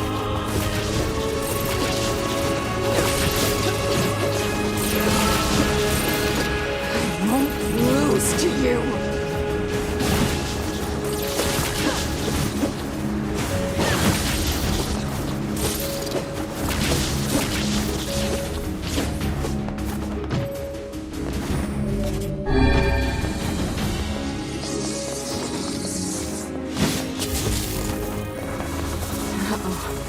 I think it's charging up its magic. Get the fuck down here, you worthless, piss-guzzling shit rag!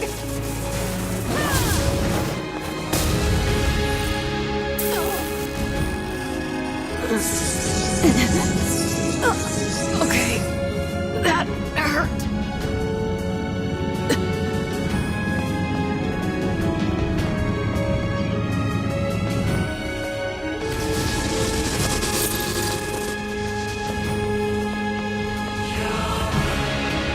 Get out, half-breed! You disgust me. You disgust us all. We don't want you. Just leave us in peace.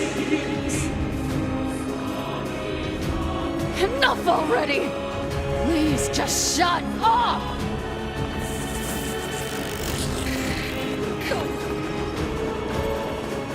Fuck. This is bad.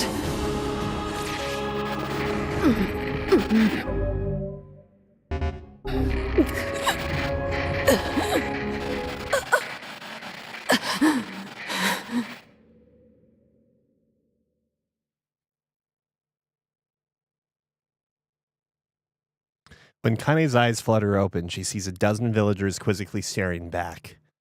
After a moment, she realizes she's collapsed on the ground where sharp stones dig at her flesh like, whatever, that's not important right now. She pulls herself to a knee before rising on unsteady feet and sparing a glance at her surroundings. The fuck, she mutters, what happened? Wasn't I just fighting shades?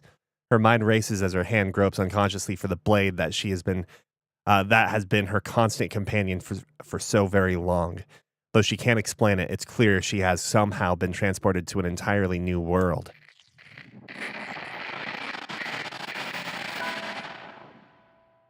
Well, not entirely new. She recognizes the hawk-shaped weather vane twisting slowly in the wind above her, as well as the small round homes with wisps of smoke drifting into the air.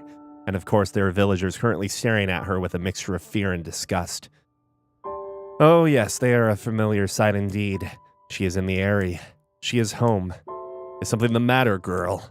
Kaine spins around at the voice and sees a woman ravaged by time. Her narrow hips barely seem strong enough to hold her body upright, while the shawl wrapped around her thin frame appears ready to fall apart at any moment.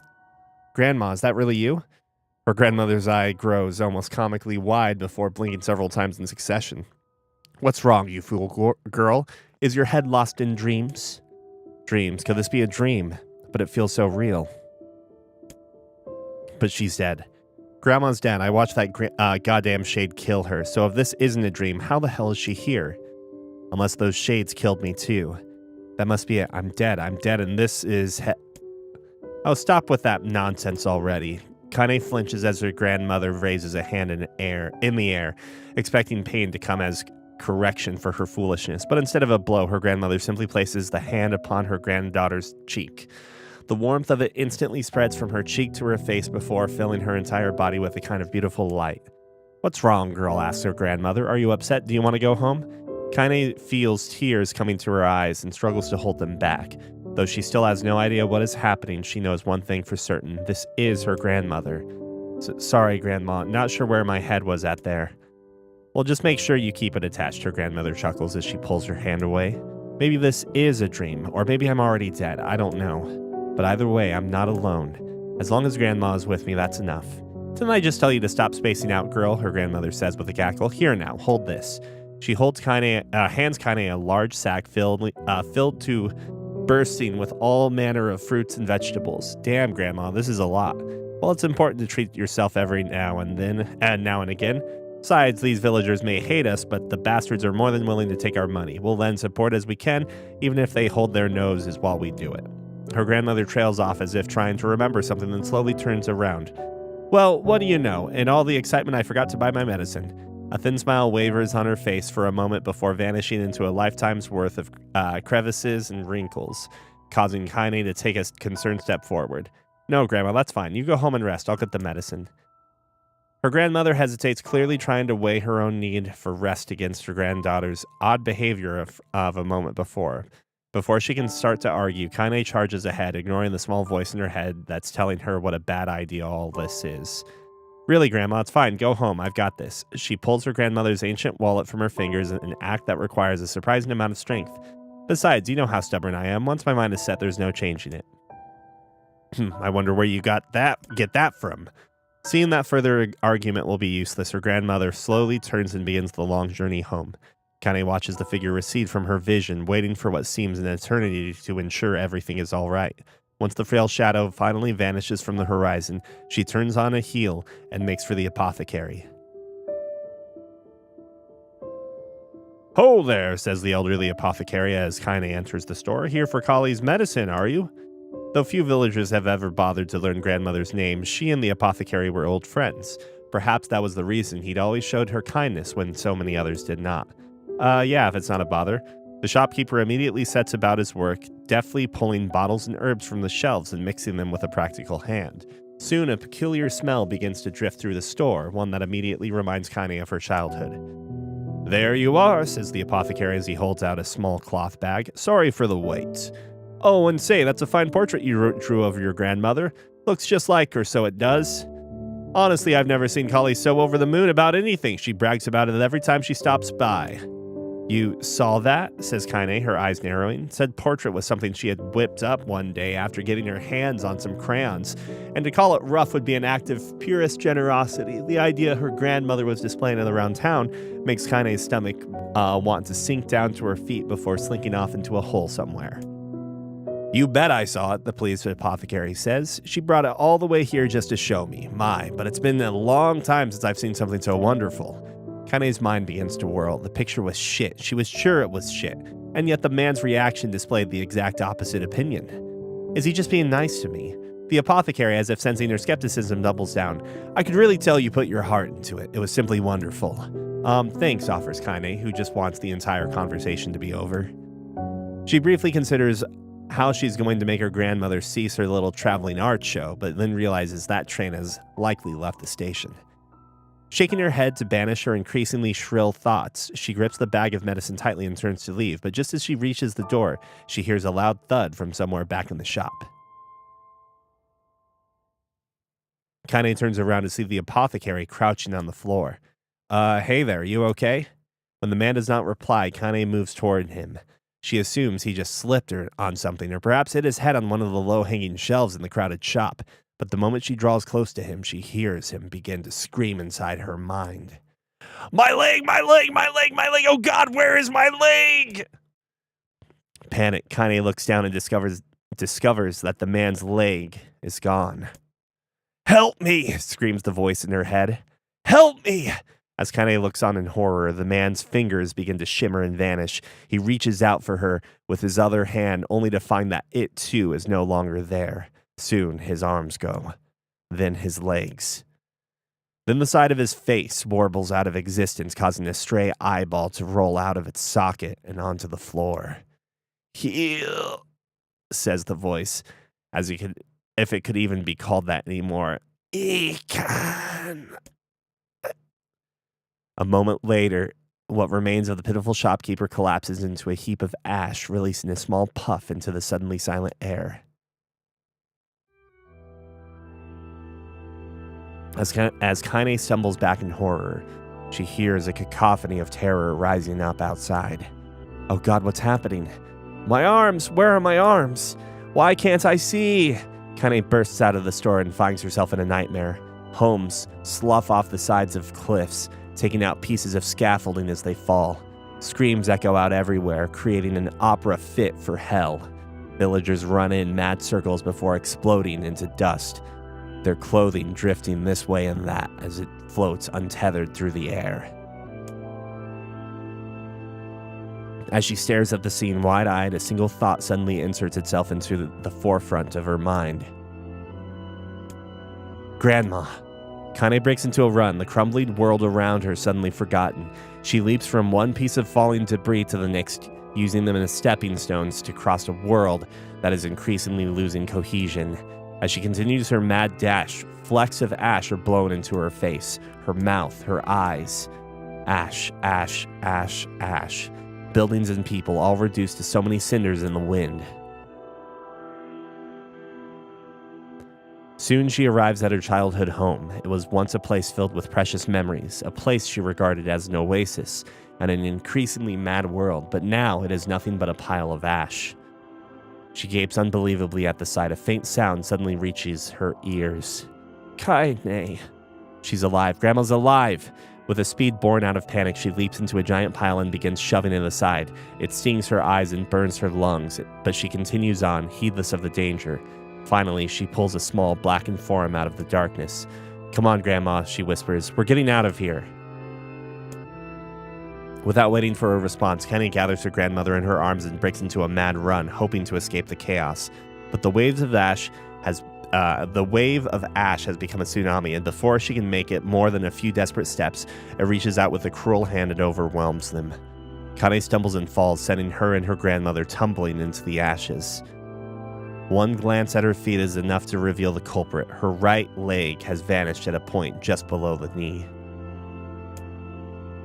Oh, it'll take more than that to stop me, mutters Kaine as she slings her grandmother over her shoulder and begins to crawl away. We're going to make it. We're going to live. As she crawls, her grandmother seems to grow lighter, as if trying to magically reduce the weight of her own burden, and as Kaine continues to struggle, she hears a small, soft voice enter her ear. Thank you, Kaine. As the voice drifted away, the last of the pile of ash that used to be her grandmother drifts away on a soft breeze. Kaine screams, an impossibly sad and lonely sound, and begins trying to pull the ashes back to her. This can't be happening. It can't be happening. But the ashes are mingling with all the other detritus from the collapsed village, and soon she can no longer tell which particles belong to who. Come on, come the fuck on already! As she continues her frantic digging, her hand suddenly closes around a piece of soft, ragged fabric. Hey, what's up, Gizlek? How you doing? Welcome. Thank you for the raid. Oh, you beat me to it. Her grandmother's shawl.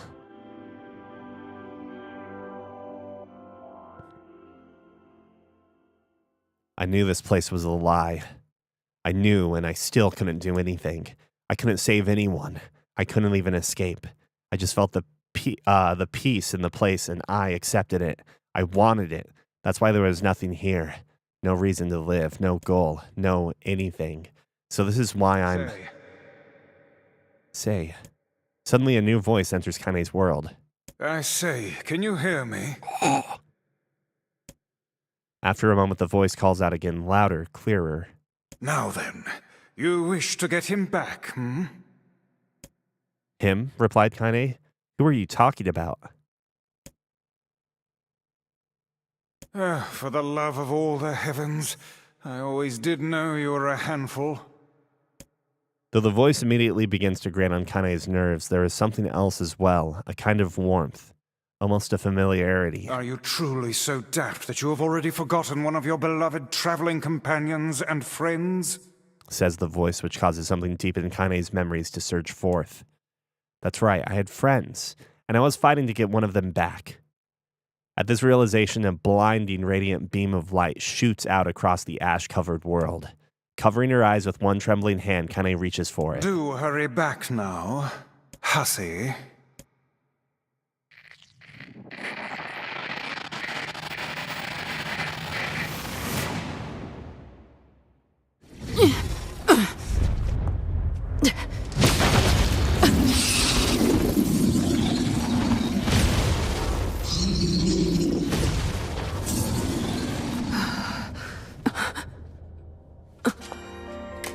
What is the matter?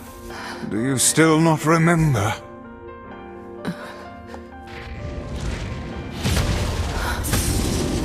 You have not time to become lost in your thoughts. Right. Okay. Let's get him back!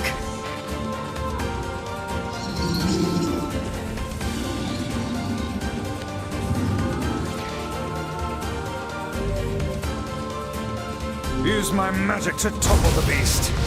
I presume you know how to use magic, yes? Then give us a show, hussy! I don't need your help to take out this goddamn fuckwaffle!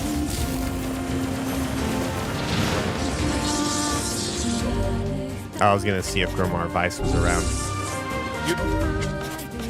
Alright, Dark Blast, Dark Lance, and let's go Gluttony. Use my power to knock the creature down with magic.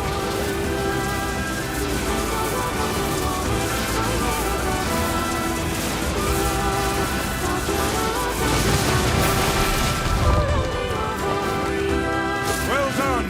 Now clobber the beast! Let's fuck it up good!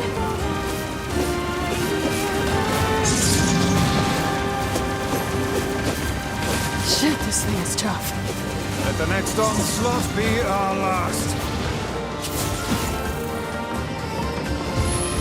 Oh.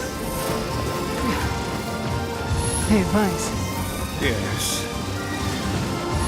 Thanks. Have you been in your cups again? Fuck your face. That's more like it.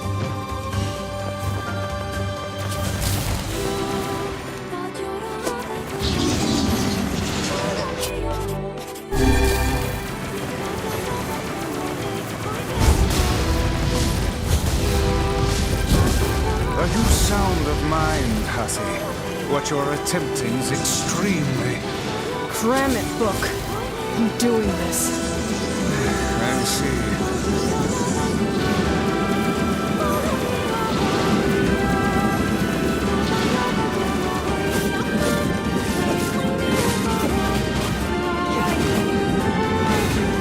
I need to let our magic restore back up. Actually, I think these might give us the... Oh. Let not your resolution waver before mere illusions again, hussy. Don't worry. I'll do what needs to be done.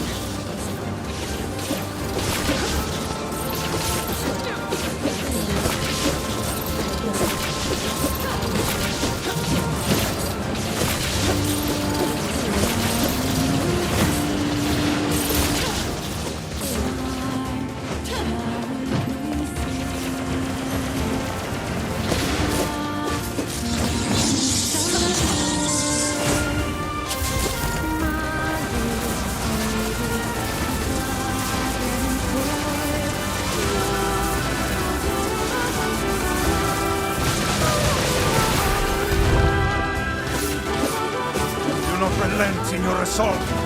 Time to close this out! Let us finish this.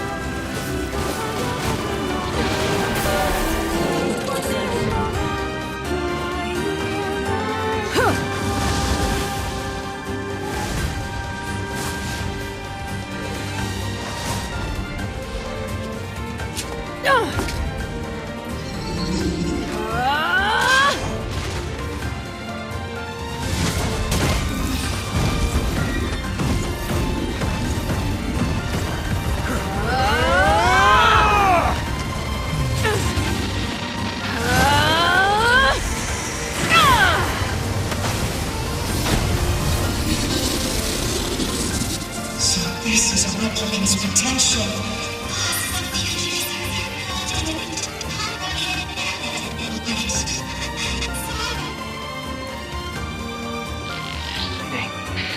Don't come. Gotta go back. Don't come. Shut up, shut up! I already made up my mind. Nobody tells me what to do. I swore I would be a sword.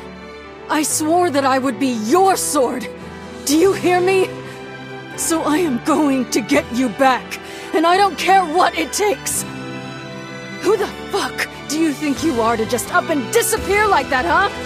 I'm the one who gets to decide what my life means to me.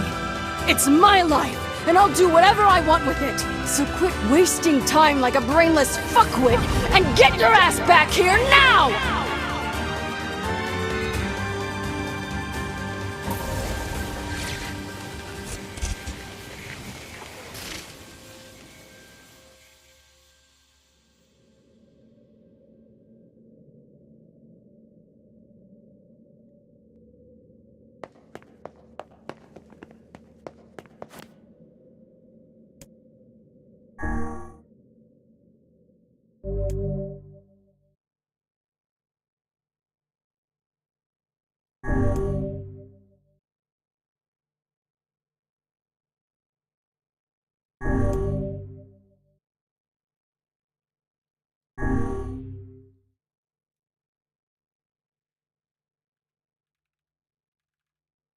I think I have to put I think I have to put this name in. I don't know though.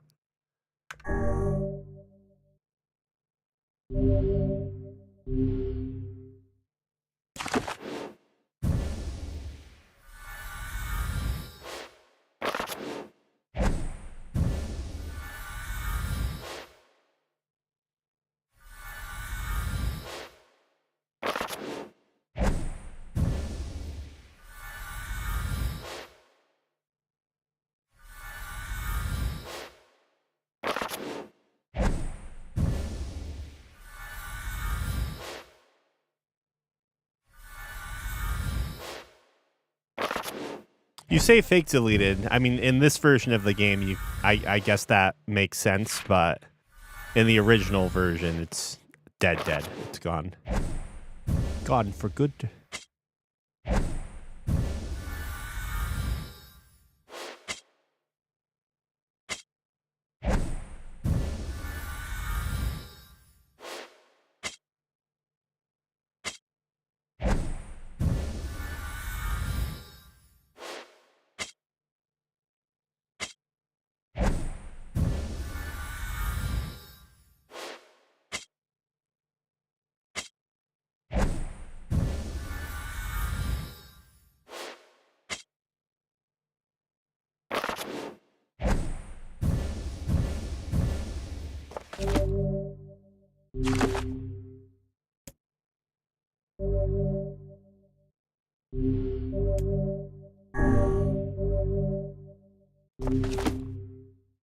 I leave the rest to you, hussy.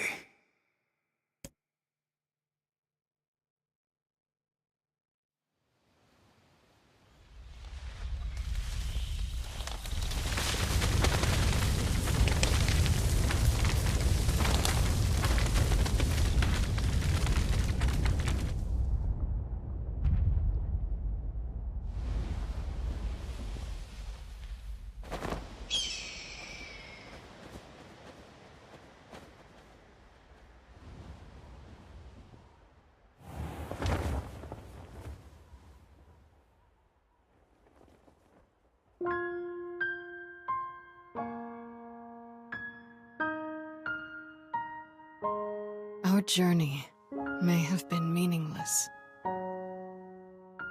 Our past may have been a mistake. But we're not going back. Even if this world comes to an end.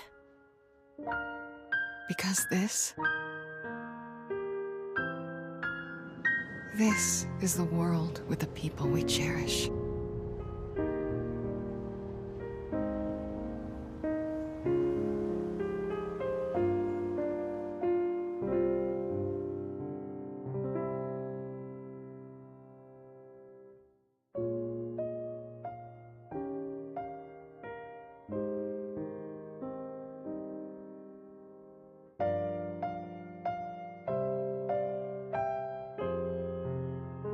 I don't get this ending that well. I feel like there's some greater meaning towards the flower, and since I'd never played Drakengard 3, where like there's a flower sprouted out of the main character's eye. I legitimately don't know shit about Drakengard 3, so I don't understand what the symbolism here. But the comment that even if the world is going to end, I don't know if that's like a meta. I don't know if that's meta commentary or like if it's functional commentary, because the save that I have technically that I was playing, that world has ended and been replaced by the new game plus clear data of the ending D, if you will.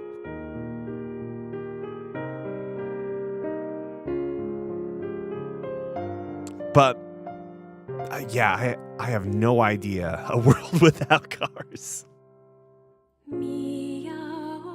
There's always a possibility for post-credit scenes, of course.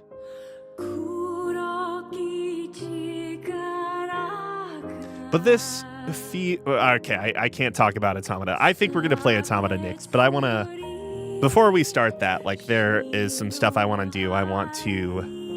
Oh, by the way, I'm pretty sure the bitrate sort of like devastation you guys were experiencing was also something I was experiencing, because when I'm looking on maybe not the bitrate part, because that's going to be converted regardless, right? But I was looking at my skip frames due to encoding lag, which would be when I'm doing a bunch of crazy shit in the game, and like whether it's the capture card or the processor in the Mac Mini, I don't know what is doing the heavy lifting there, but when that has issues, I only had 56 frames, and I think that was at the start of stream. Excuse me.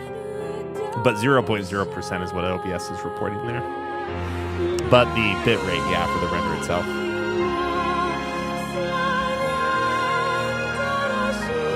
So maybe this is implying that the world is ending because the giant flower might be a sign of the chlorination, like the mass chlorination that happens to the world initially, which is like what if I'm not mistaken, it's like what sets the world towards Armageddon, if you want to think of like the start of Nier, like back in 2050. So maybe this is dooming the world to go back into that cycle.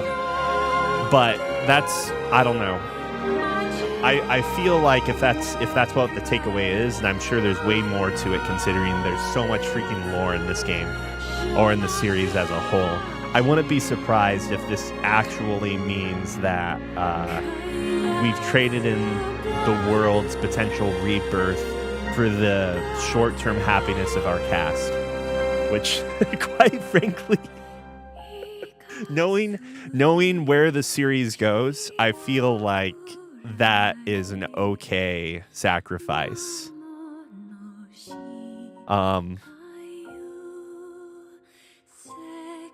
Bob, you said earlier, and I don't want to get too far into it, but I know you said earlier that, like, why is this series so sad? And I think the initial Nier release is really sad. I mean, this game's still tragic, don't get me wrong, but as crazy as it sounds, I feel like Automata has like a brighter message to it, if that makes sense.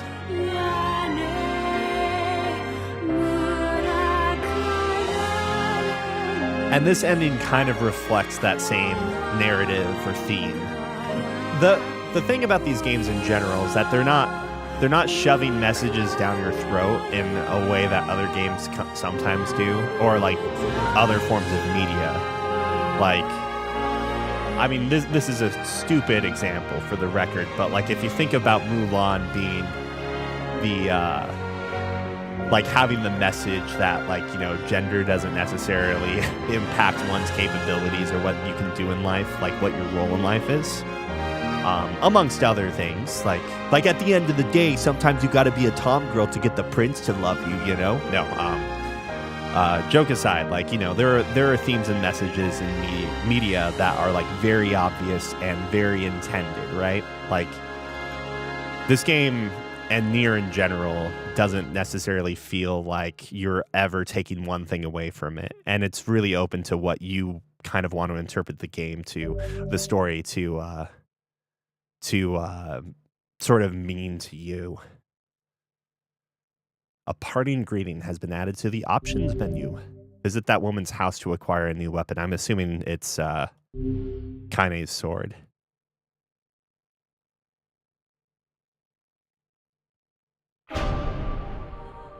Damn is all I can say. Damn.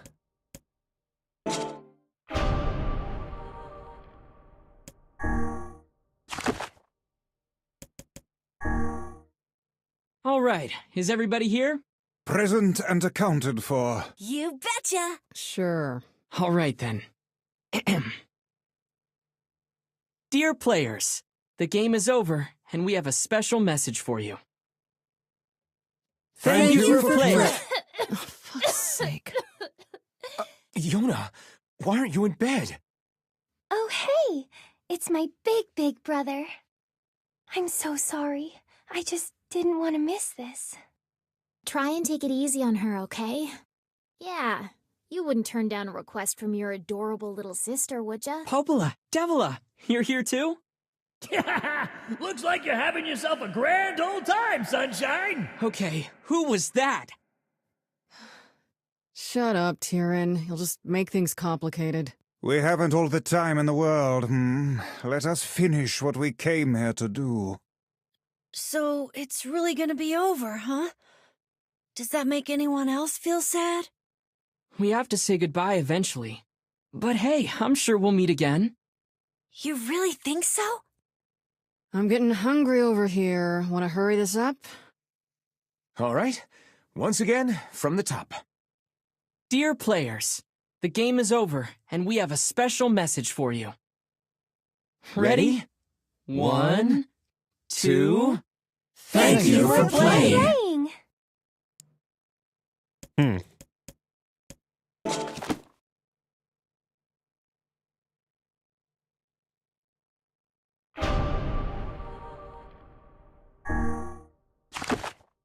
That's nice.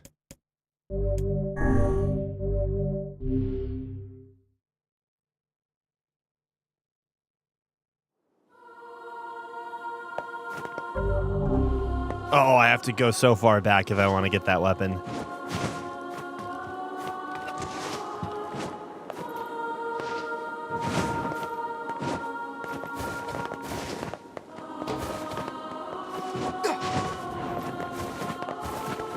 I think I might cheat and just like go and get some of the dialogue or some of the lore that I'd otherwise have to get from upgrading a bunch of weapons. But I'm assuming that Kaine's sword will also have some pretty significant lore dumps there. So there are like stage plays or novellas or something, I think, that really go way more in depth and like kind of confirm a lot of the things that are only alluded to as far as Kaine's character. Similarly, I'm guessing that there's probably something similar for the ending E or whatever we just had. Oh, right, I can't go out that way.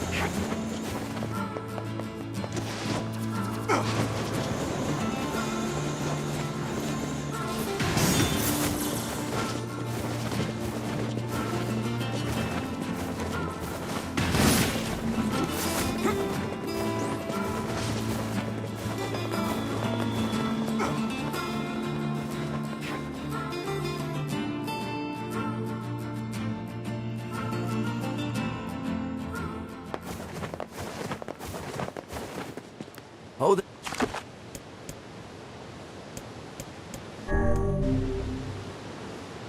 honestly, that ending, if it is what I like am sort of assuming, which is that the giant flower implies that the world is ending, or going to deal with the same sort of cataclysm that, you know, humanity dealt with in the year 2050, roughly, then I wouldn't be surprised.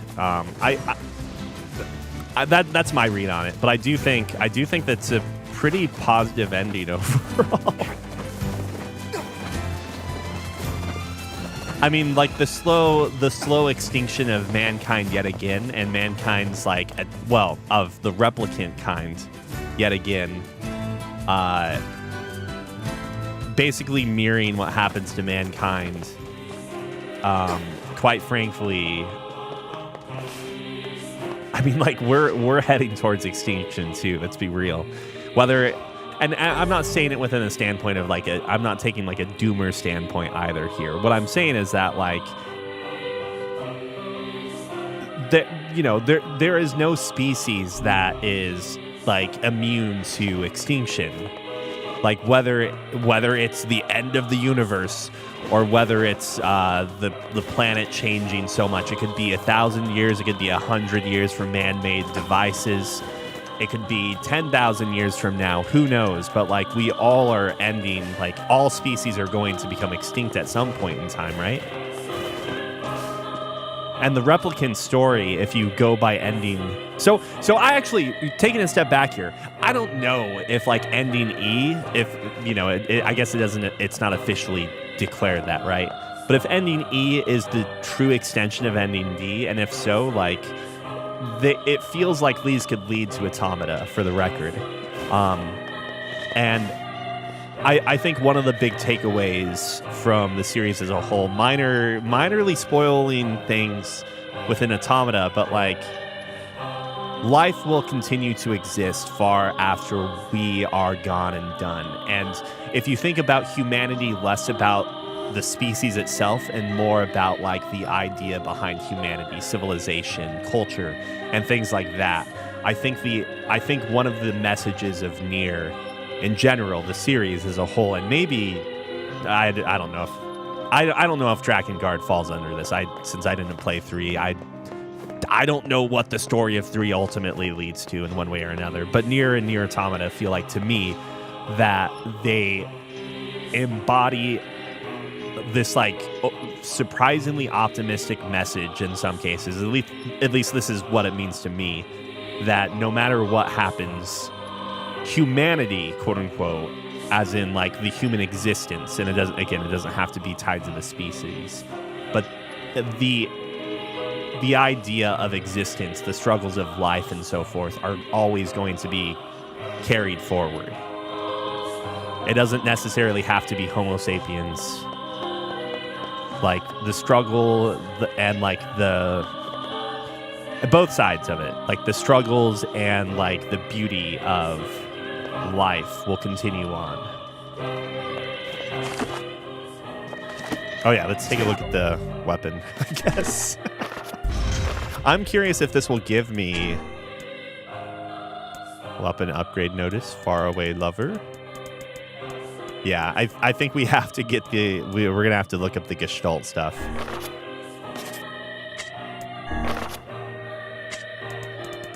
Gonna have to get that online.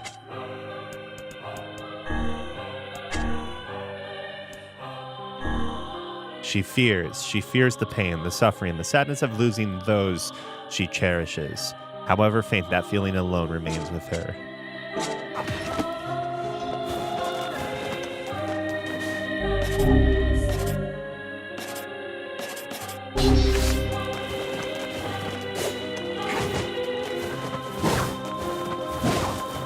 Same moveset.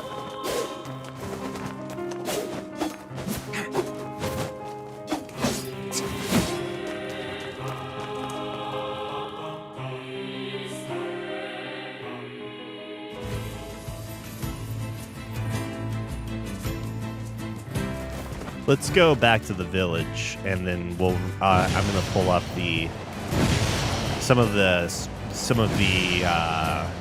documents and like weapon stories.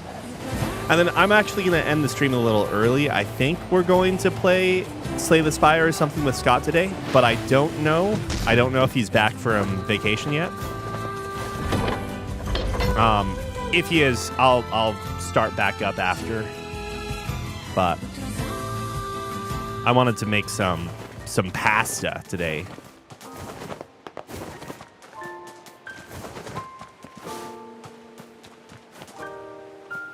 All right.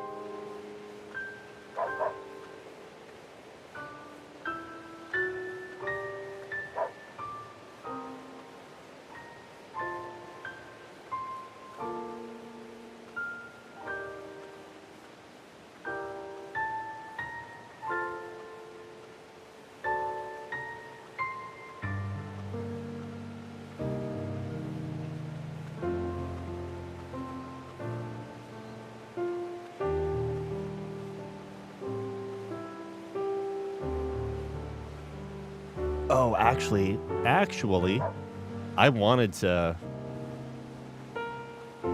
read some of these things.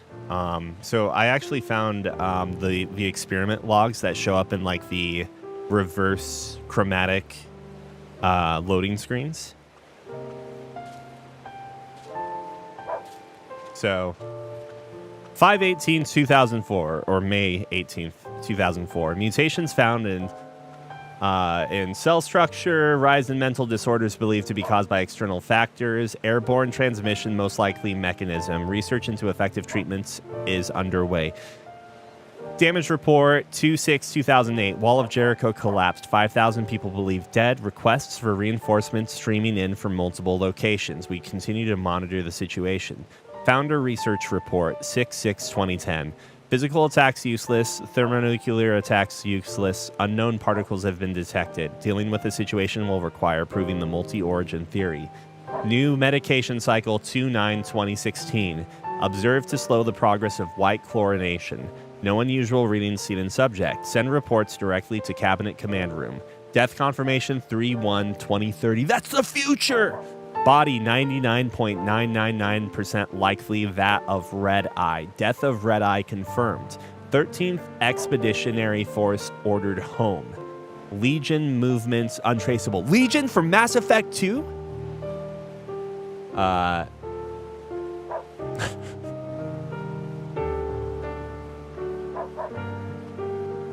E33, damn it! New technology report 8/7/2032. Although the resultant white chlorination syndrome infection makes ours an imperfect solution, we have reason to expect some positive results. Testing will begin on the previously selected subjects. Record keeping on the procedure safety is top priority. World Purification Commission report 9/30/2032. The first attachment is functioning properly. However, continued caution will be required well into the future. A discussion about dealing with relapse cases will be deferred to the next conference.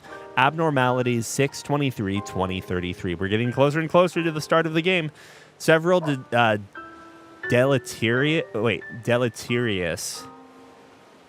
That's like delete as the base word. I don't think I've ever read this word out loud before. Deleterious is an adjective that means causing harm, damage, or injury. Okay. Abnormalities have been found with the subject in the early stages of treatment, including a relapse state resulting in a total loss of self. We will investigate the cause of this error and submit a countermeasure plan immediately. Successful test case 1/15/2034. Dude, Deleted did nothing wrong. For the record, I just want to say that Deleted did nothing wrong. Like, we don't need to play Final Fantasy Tactics again to know that Deleted is actually the good guy. Successful test case 1/15/2034. A successful test case has been discovered and detained. The specimen's cooperation has been requested according to predetermined stipulations. Treatment of the specimen will continue on a classified basis until we determine why our results have such a wide range of variations. Joe, he is... Don't even get me started. Transition into sleep mode 12/28/2034. Transition into sleep mode is proceeding smoothly. All that remains is to pray for Project Gestalt's ultimate success. May God have mercy on us all. And then there were two more additions in version 1.224744871139. Ellipses. National Weapons Laboratory 7/24/2026. We have verified a level of compatibility between the donor bodies and the weapons brought in by the Accord Corporation. We will continue using them as subjects for research as we move forward with project number 6. A successful test case 1/15/2039. A successful test case has been discovered and detained. The specimen's cooperation... Damn it. I wasn't using my controller. A successful test case has been discovered and detained. The specimen's cooperation has been requested according to the predetermined stipulations. Treatment of the specimen will continue on a classified basis until we determine why our results have such a wide range of variation. So, I'm looking at these through the wiki, and you wouldn't believe how many links there is here. Like, there are so many freaking links to other pages in the wiki, and there's so much additional shit here that I'm just like, what the fuck is going on? It is wild here. All right, let's see what else I can find.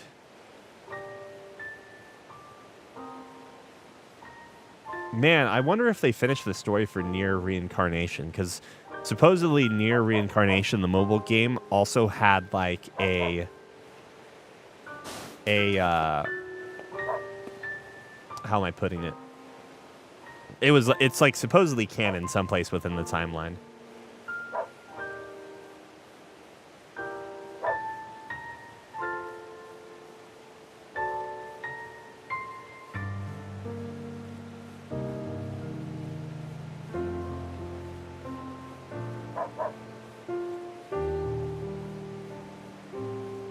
All right.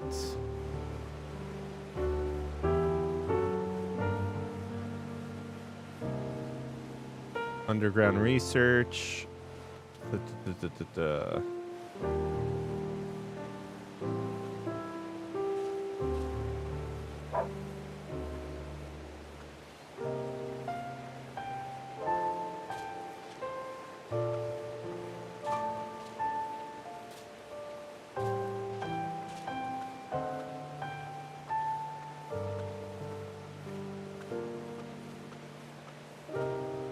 I found the documents, but I haven't found like the one I'm looking for.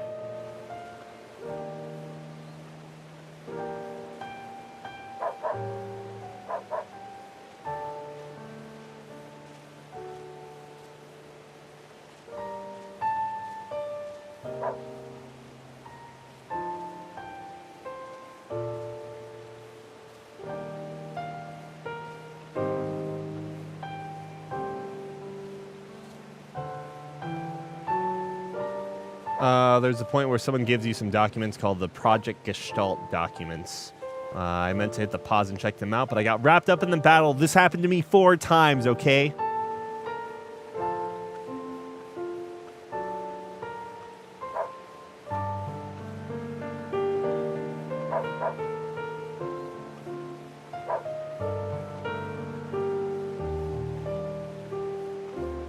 This... I literally skipped them 4 times.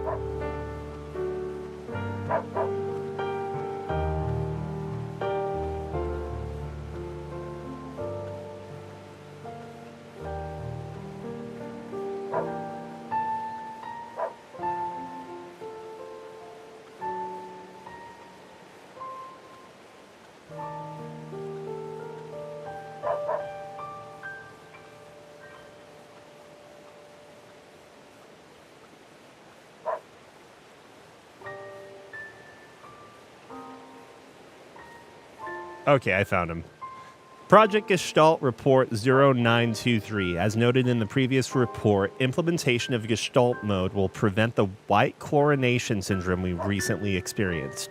Transfer of bodily information to civilization repressed replicants is proceeding as planned, with the genes of the originals safely stored inside. Our role as surveillance androids to prepare for when the incurable bacterial disease eventually dies out is also underway. So far, this is proceeding without issue. Observer 021, codename Popola. Project Gestalt Report 9182. This document discusses potential strategies for the relapse cases we have observed in recent years. The term relapse, of course, refers to the catastrophic loss of sentience seen in certain gestalts. This syndrome has defied even our most pessimistic initial estimates and continues to trend upward with disturbing speed. Hey, what's up, Ben? With some relapsed gestalts beginning to attack replicants, there is an urgent need to take a comprehensive action. We remain convinced that an unknown technological defect in the gestalt transformation process is responsible for the condition, but so far have been unable to confirm this theory. Research of this condition is now our top priority and looks likely to continue for some time. Observer 022, codename Devila. Project Gestalt Report 10432. Shorthand minutes of case 23. Emergency Response Conference Committee Special Meeting. Issue. Observed upward trend of relapses noted and discussed. Issue. Acceleration of restoration schedule approved. Report. Debate over using codename Noir for human restoration schedule. Preparation to launch Vice. Decoding system for above. Report. Order collection of guidance and release codes for Nier alongside Vice launch. Observers 21 and 22, Popola and Devila. Project Gestalt Report 11242. We have determined that the rise of relapses was due to an unexpected spike in the sentience of replicants, as well as a genetic instability within the original Gestalt. It seems the original's effect on bodies that have undergone the Gestalt process was not anticipated in advance. Immediate action must be undertaken to identify the links between this trend and the original Gestalt, along with its daughter, the relapse case known as Yona. These are from the original English release, for the record. So that's why it's the father. I'm going to read some of the stuff from the wiki because it might also help clear up some, like, I probably have misgivings on certain things or misunderstandings. Project Gestalt was the separation of human souls from their human bodies with the intention to restore them back into a new replicant body. The project was launched when humans faced extinction and the Earth was plagued with a lethal disease. The only way humans could survive was to temporarily live through it as Gestalts, or essentially like what the shades are, except I guess you could say that most shades are those that have lost themselves, if you will. Devila and Popola were created as androids and were alive since the early beginnings of the project. They exist to oversee the success of the project and ensure replicant shells were made available in time for when the human Gestalts needed it.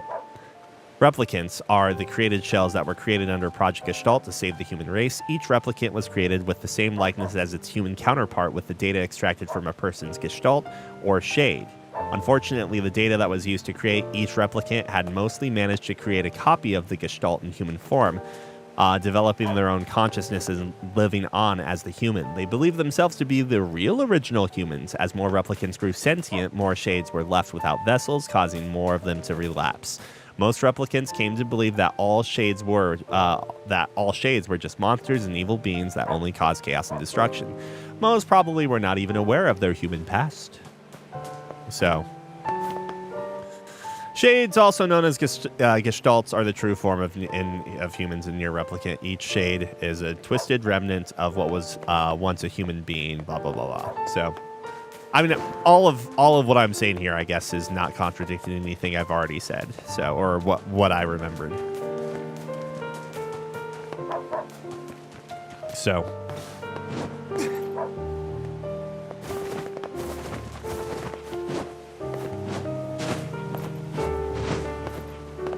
Now imagine releasing a game, a sequel to this. Now, granted, way more people played Automata than Nier on release, right?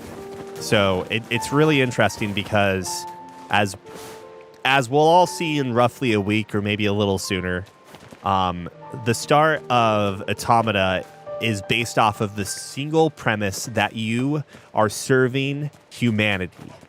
Glory to mankind, I think is like the catchphrase that you hear a shit ton of times in Automata. So if you played Nier, and like, again, like,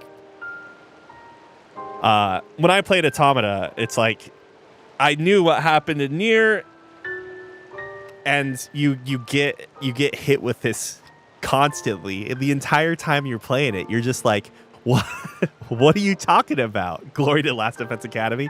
I mean, it's similar in that, or it'd be similar to that. Like if you're playing, well, no, I shouldn't say that in case someone hasn't played it and is like watching or whatever.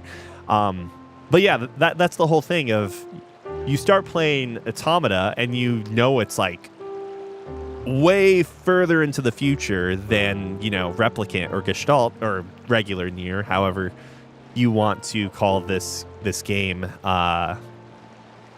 whether you're in, you know, Europe or you're in Japan, I guess, right? But yeah, ultimately, you know that like the cause you're fighting for doesn't exist.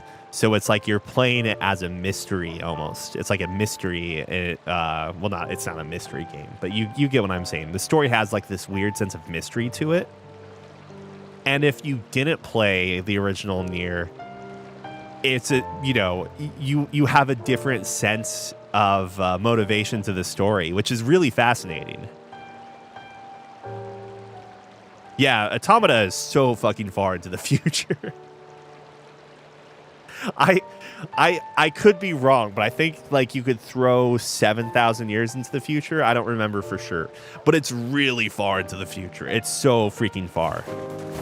But what I don't recall, and what we talked about a little bit yesterday with Huraimadur, but it's the question of like exactly what was happening in 2050.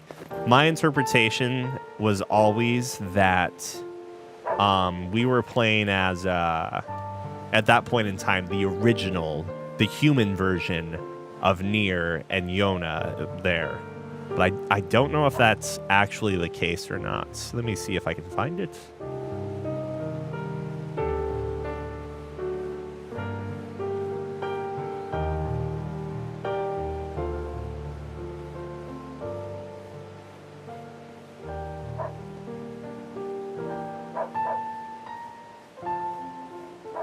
I'm not that worried about it, but...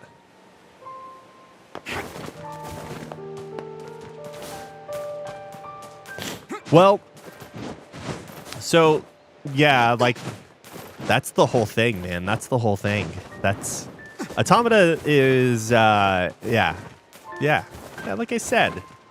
Automata is not about fighting machines. Automata is about bringing or like preparing the world for the second coming of mankind, okay? Glory to mankind. I mean, these aren't spoilers because we're literally going to be showing this in like the first stream of Automata. But we are taking Earth back for mankind. Those damn machines. I hope I'm not getting the terms wrong. I'm pretty sure they're called machines. I don't remember.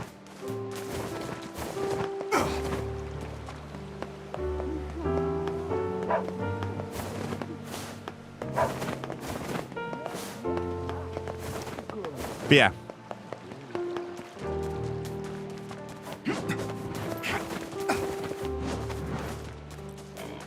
Again, like I think a lot, like I don't know if it's really that necessary, but just to have like a retrospective. Like when I played this game first, again, like I am playing Maple Story when my college roommate is playing Gears of War or whatever. I don't remember. I don't remember what he was playing. He's playing competitive Gears of War. I am playing Maple Story. But when he had class or had a date or something and I could like do whatever I wanted, dude, I was playing Fable. I'm trying to remember exactly. Like I would play Fable, I would play Nier, I would play Assassin's Creed, okay? That's what my life was like. I got to play these weird games because at this point in time, like I didn't have a PlayStation 3 until well after the PlayStation 3 had been out and so forth. I didn't get to play video games in that generation outside of these weird occasions. So, like, to be brutally, like, honest and fair, like, I don't think I gave Nier's story all that much thought at the time. I was just playing these weird, wild games. So a lot of my, like, respect for this, like, I think Nier was a spectacle, and it was wild playing Nier, like, the game doing things that, like, I had, you know, I feel like games at that point in time had not done, right? Also, though, like, the game, I'm pretty sure thinking it felt sluggish as hell, for the record. But again, as I described, like, I didn't play Devil May Cry. I played the Devil May Cry demo, and I don't know if that was on a Pizza Hut box or if that came with like another game. I have no idea. I played Devil May Cry on a demo. I never even played Devil May Cry when it came out. I still haven't played any Devil May Cry game like that far into it at all. I think I maybe played the DMC demo at some point in time too. You guys don't understand how limited my character action games experiences were. And I still thought Nier played weirdly. Nier was weird playing, but it was such a weird fucking game. Like, I think in the same way that I really like Metaphor, because Metaphor Refantasio feels like this completely refreshing and different approach on what is otherwise a common setting, if you will. Nier offered fantasy sword fighting stuff, but also you're in like some sort of weird setting that feels a mixture of like European medieval along with sci-fi. Like you're beating up robots. Yuri Lowenthal, I don't remember voiceover at all, outside of like the main characters. So did I even know who Yuri Lowenthal was back then? Probably not.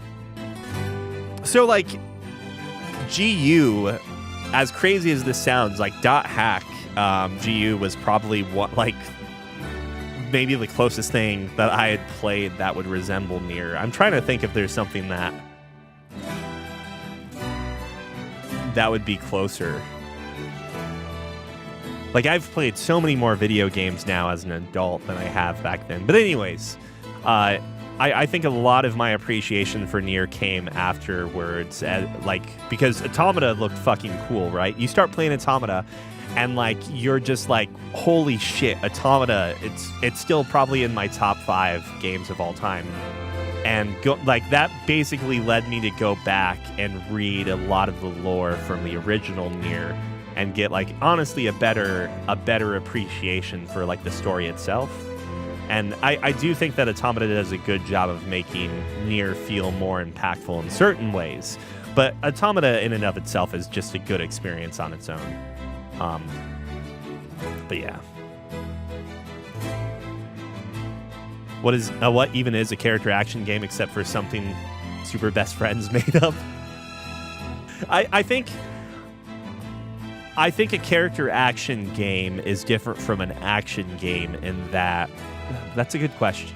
That is a good question.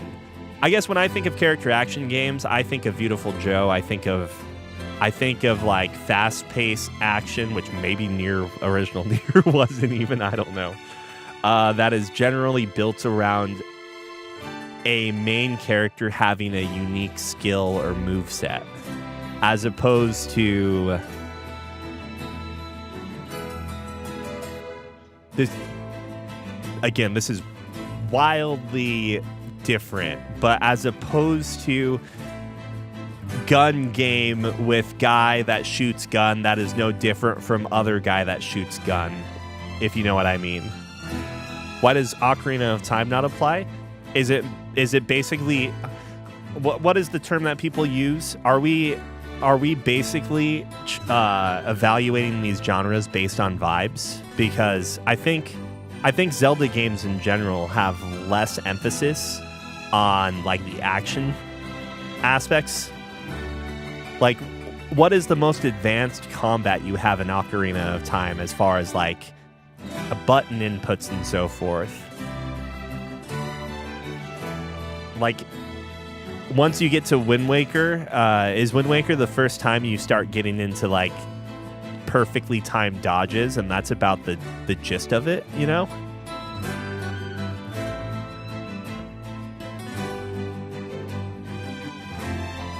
Whereas I think one of the predominant things with character action games is that you have like combo inputs and stuff. I will go out on a limb and say that I think most video game genre names are garbage. They suck. Like, what the fuck is a role-playing game? Was I really sitting there for 15 minutes looking at Yuri Lowenthal lovingly? Welcome.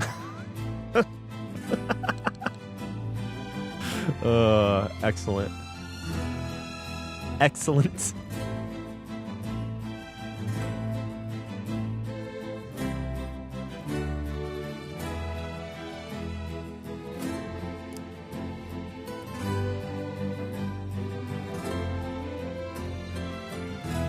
And why is it that half of the genres out there are just, here's a game with like at the end of it?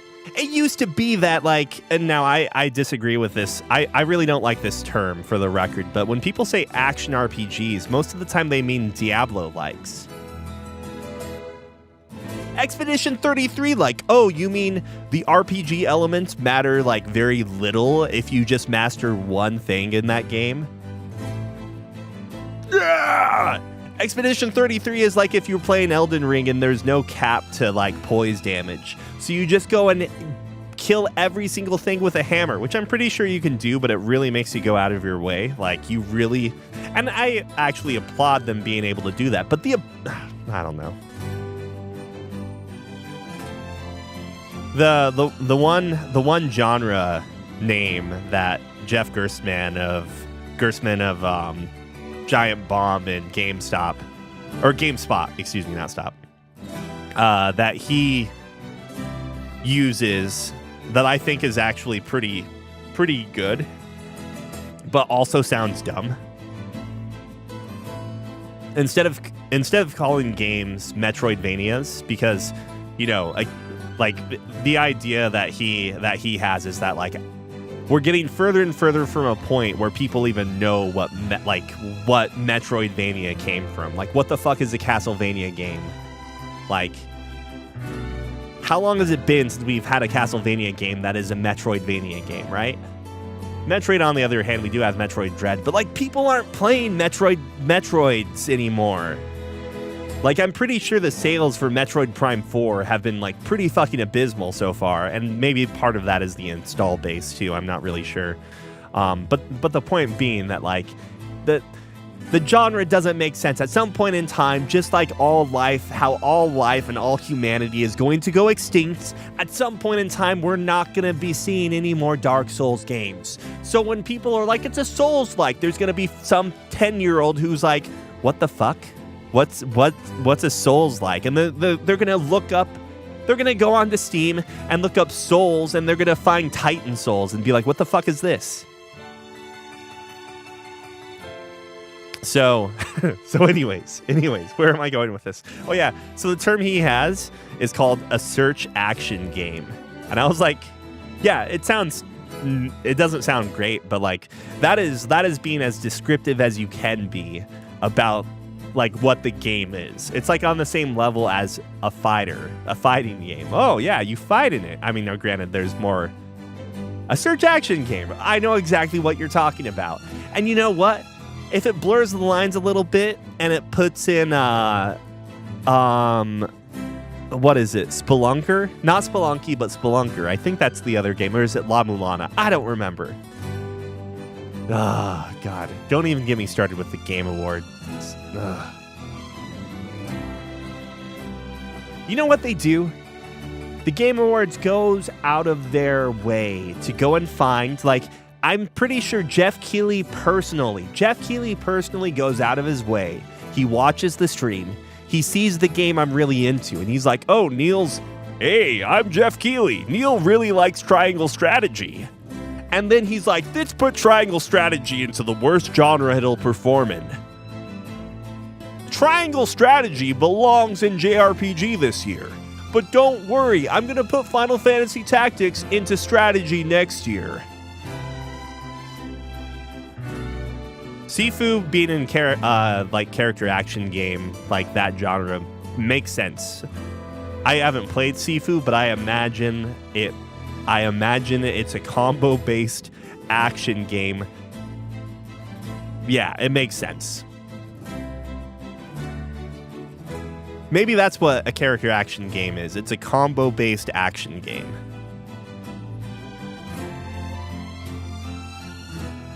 What can I help you with?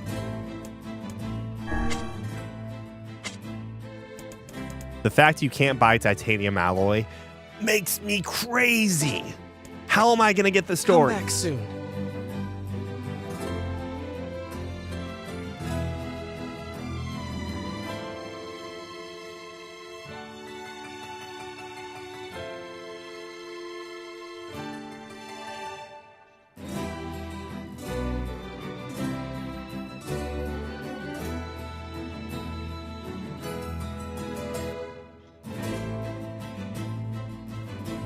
One second.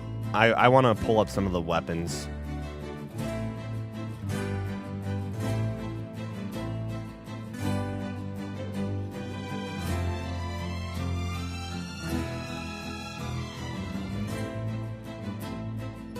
Okay, so this is Kaine's sword story.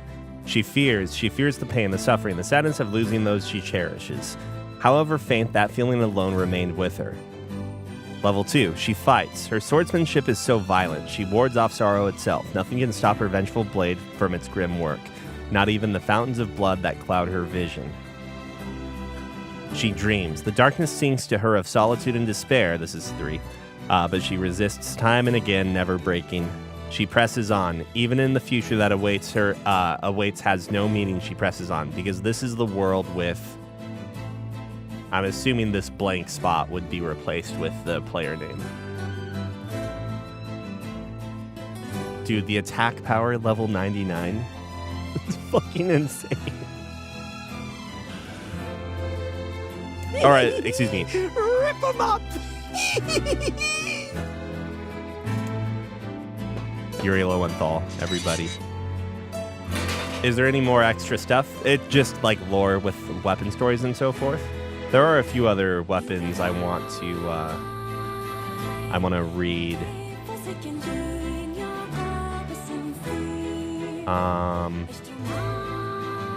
One second.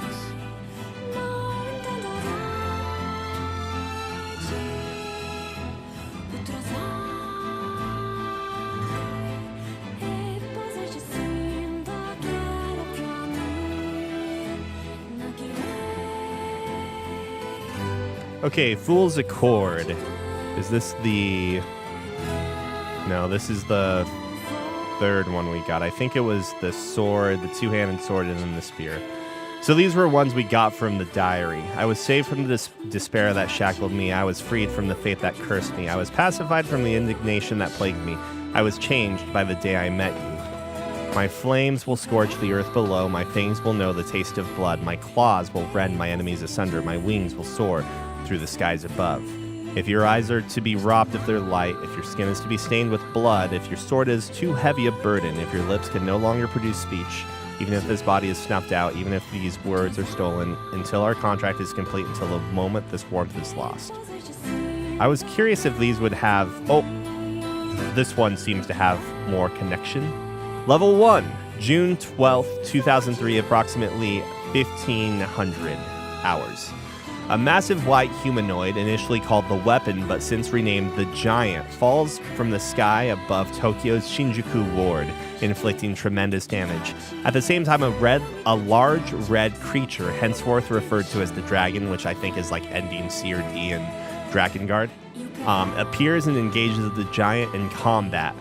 though both the nature of its attacks and their utility remain unclear. As the self-defense force, hell yeah, Japan, the SDF, contemplates methods by which they might attack the target, the government establishes a Bureau of Emergency Countermeasures.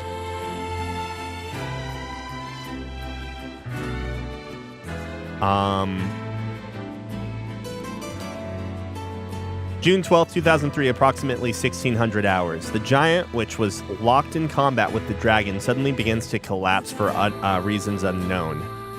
The dragon is then shot down by the 6th Division, the 303rd Squadron of the Air Self-Defense Force. No official record exists of who issued the order to attack the dragon.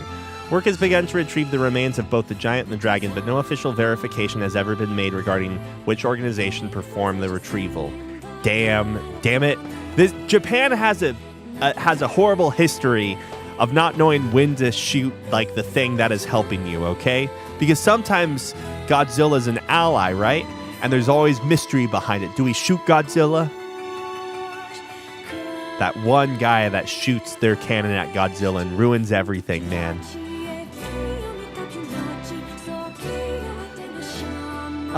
Memoir, December 2003. The first case of white chlorination syndrome is confirmed in Tokyo's Shinjuku ward. Dude, if that's happening in Shinjuku, I'm moving the fuck out. I'm moving to Shibuya, okay? Or I'm moving to Shibuya is probably just as expensive. I'm moving to where's the place in the northern part of Tokyo, which is really nice, and the sky trees in that neighborhood.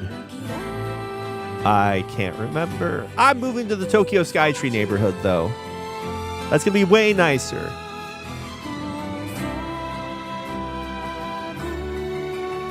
Level 4, July 2004, humans continue to turn violent due to white chlorination syndrome, with fighting growing increasingly intense in infected regions. With the cause of the disease still unclear, the infected are isolated and violent riots repressed by force. Main thoroughfares are sealed and rail transportation is halted, later leading to all of Shinjuku being sealed off. At this time, the prospect of asking the American military for non-official intervention is considered, but the government defers. Meanwhile, research begins on Maso particles obtained from the giant and the dragon, as well as countermeasures for the white chlorination syndrome. This research ultimately leads to the founding of the Project Gestalt a decade later. Yeah, Shinjuku is always where like the world is going to end thanks to something happening in Shinjuku. But Hokkaido has the spirits, okay? Hokkaido has racing experimentation and hot springs, okay? Oh, wait. No, actually, what am I saying? No. Hokkaido is the northern part of Japan. What am I thinking of? Hakone. Hakone is the hot springs and racing opportunities.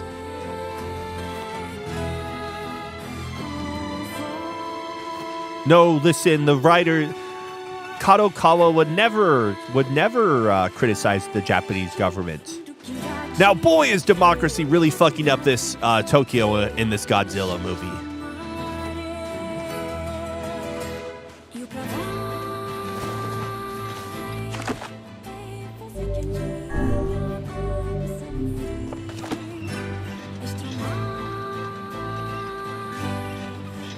Yeah, isn't Godzilla like a jobber in the canon timeline? Everyone hates it. All right, let me take a look at the other weapon, the other fool's weapon.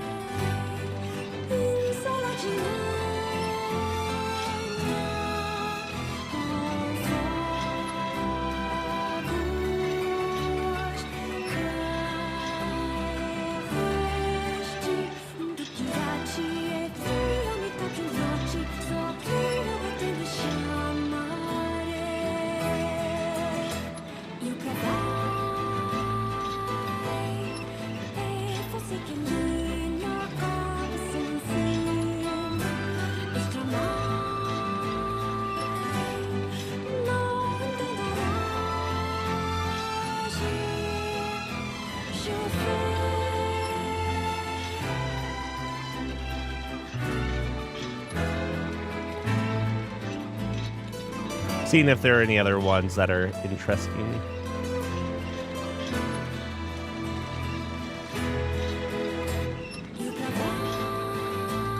I mean, there are a lot that are interesting, but like, I'm not sure if there's anything that immediately jumps out at me as being things we should read.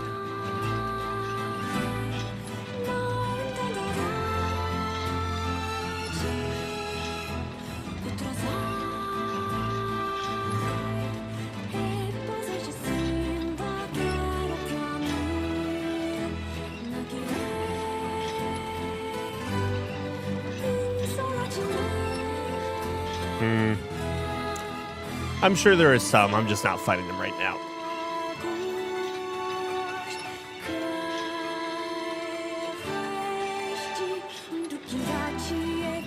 Okay, like I said, if we are playing some Slay the Spire, we will start stream back up around noon. I want to make some lunch before that, though. So oh, wait, what is this?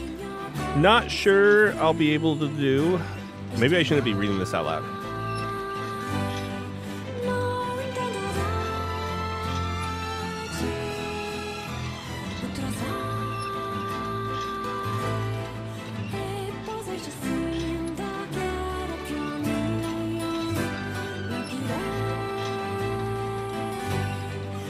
Oh, Scott sent me the patch notes for Slay the Spire. Little does he know, I've already been getting destroyed by some of the updated enemies.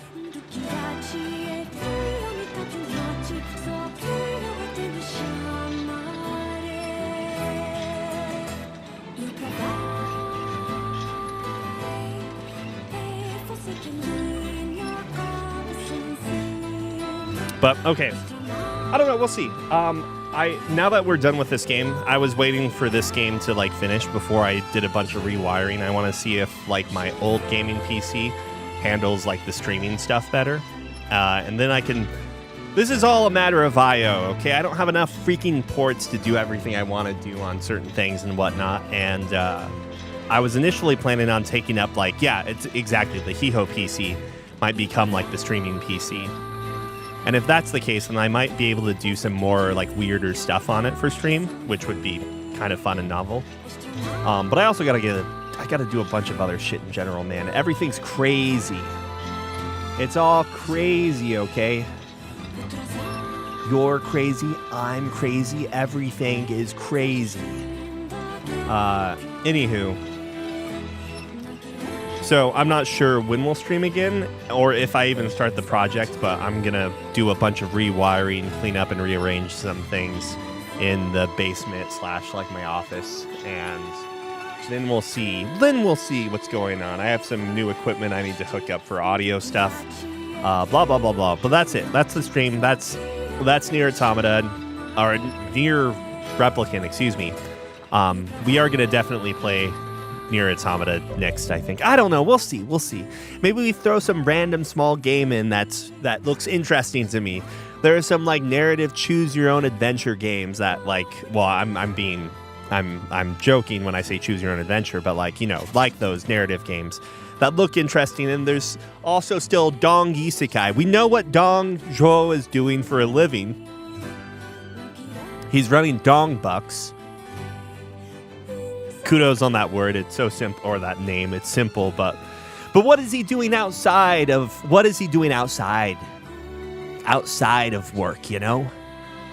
What's his personal life like, right? What's Dong Zhuo doing to pass the time? Is he meeting people?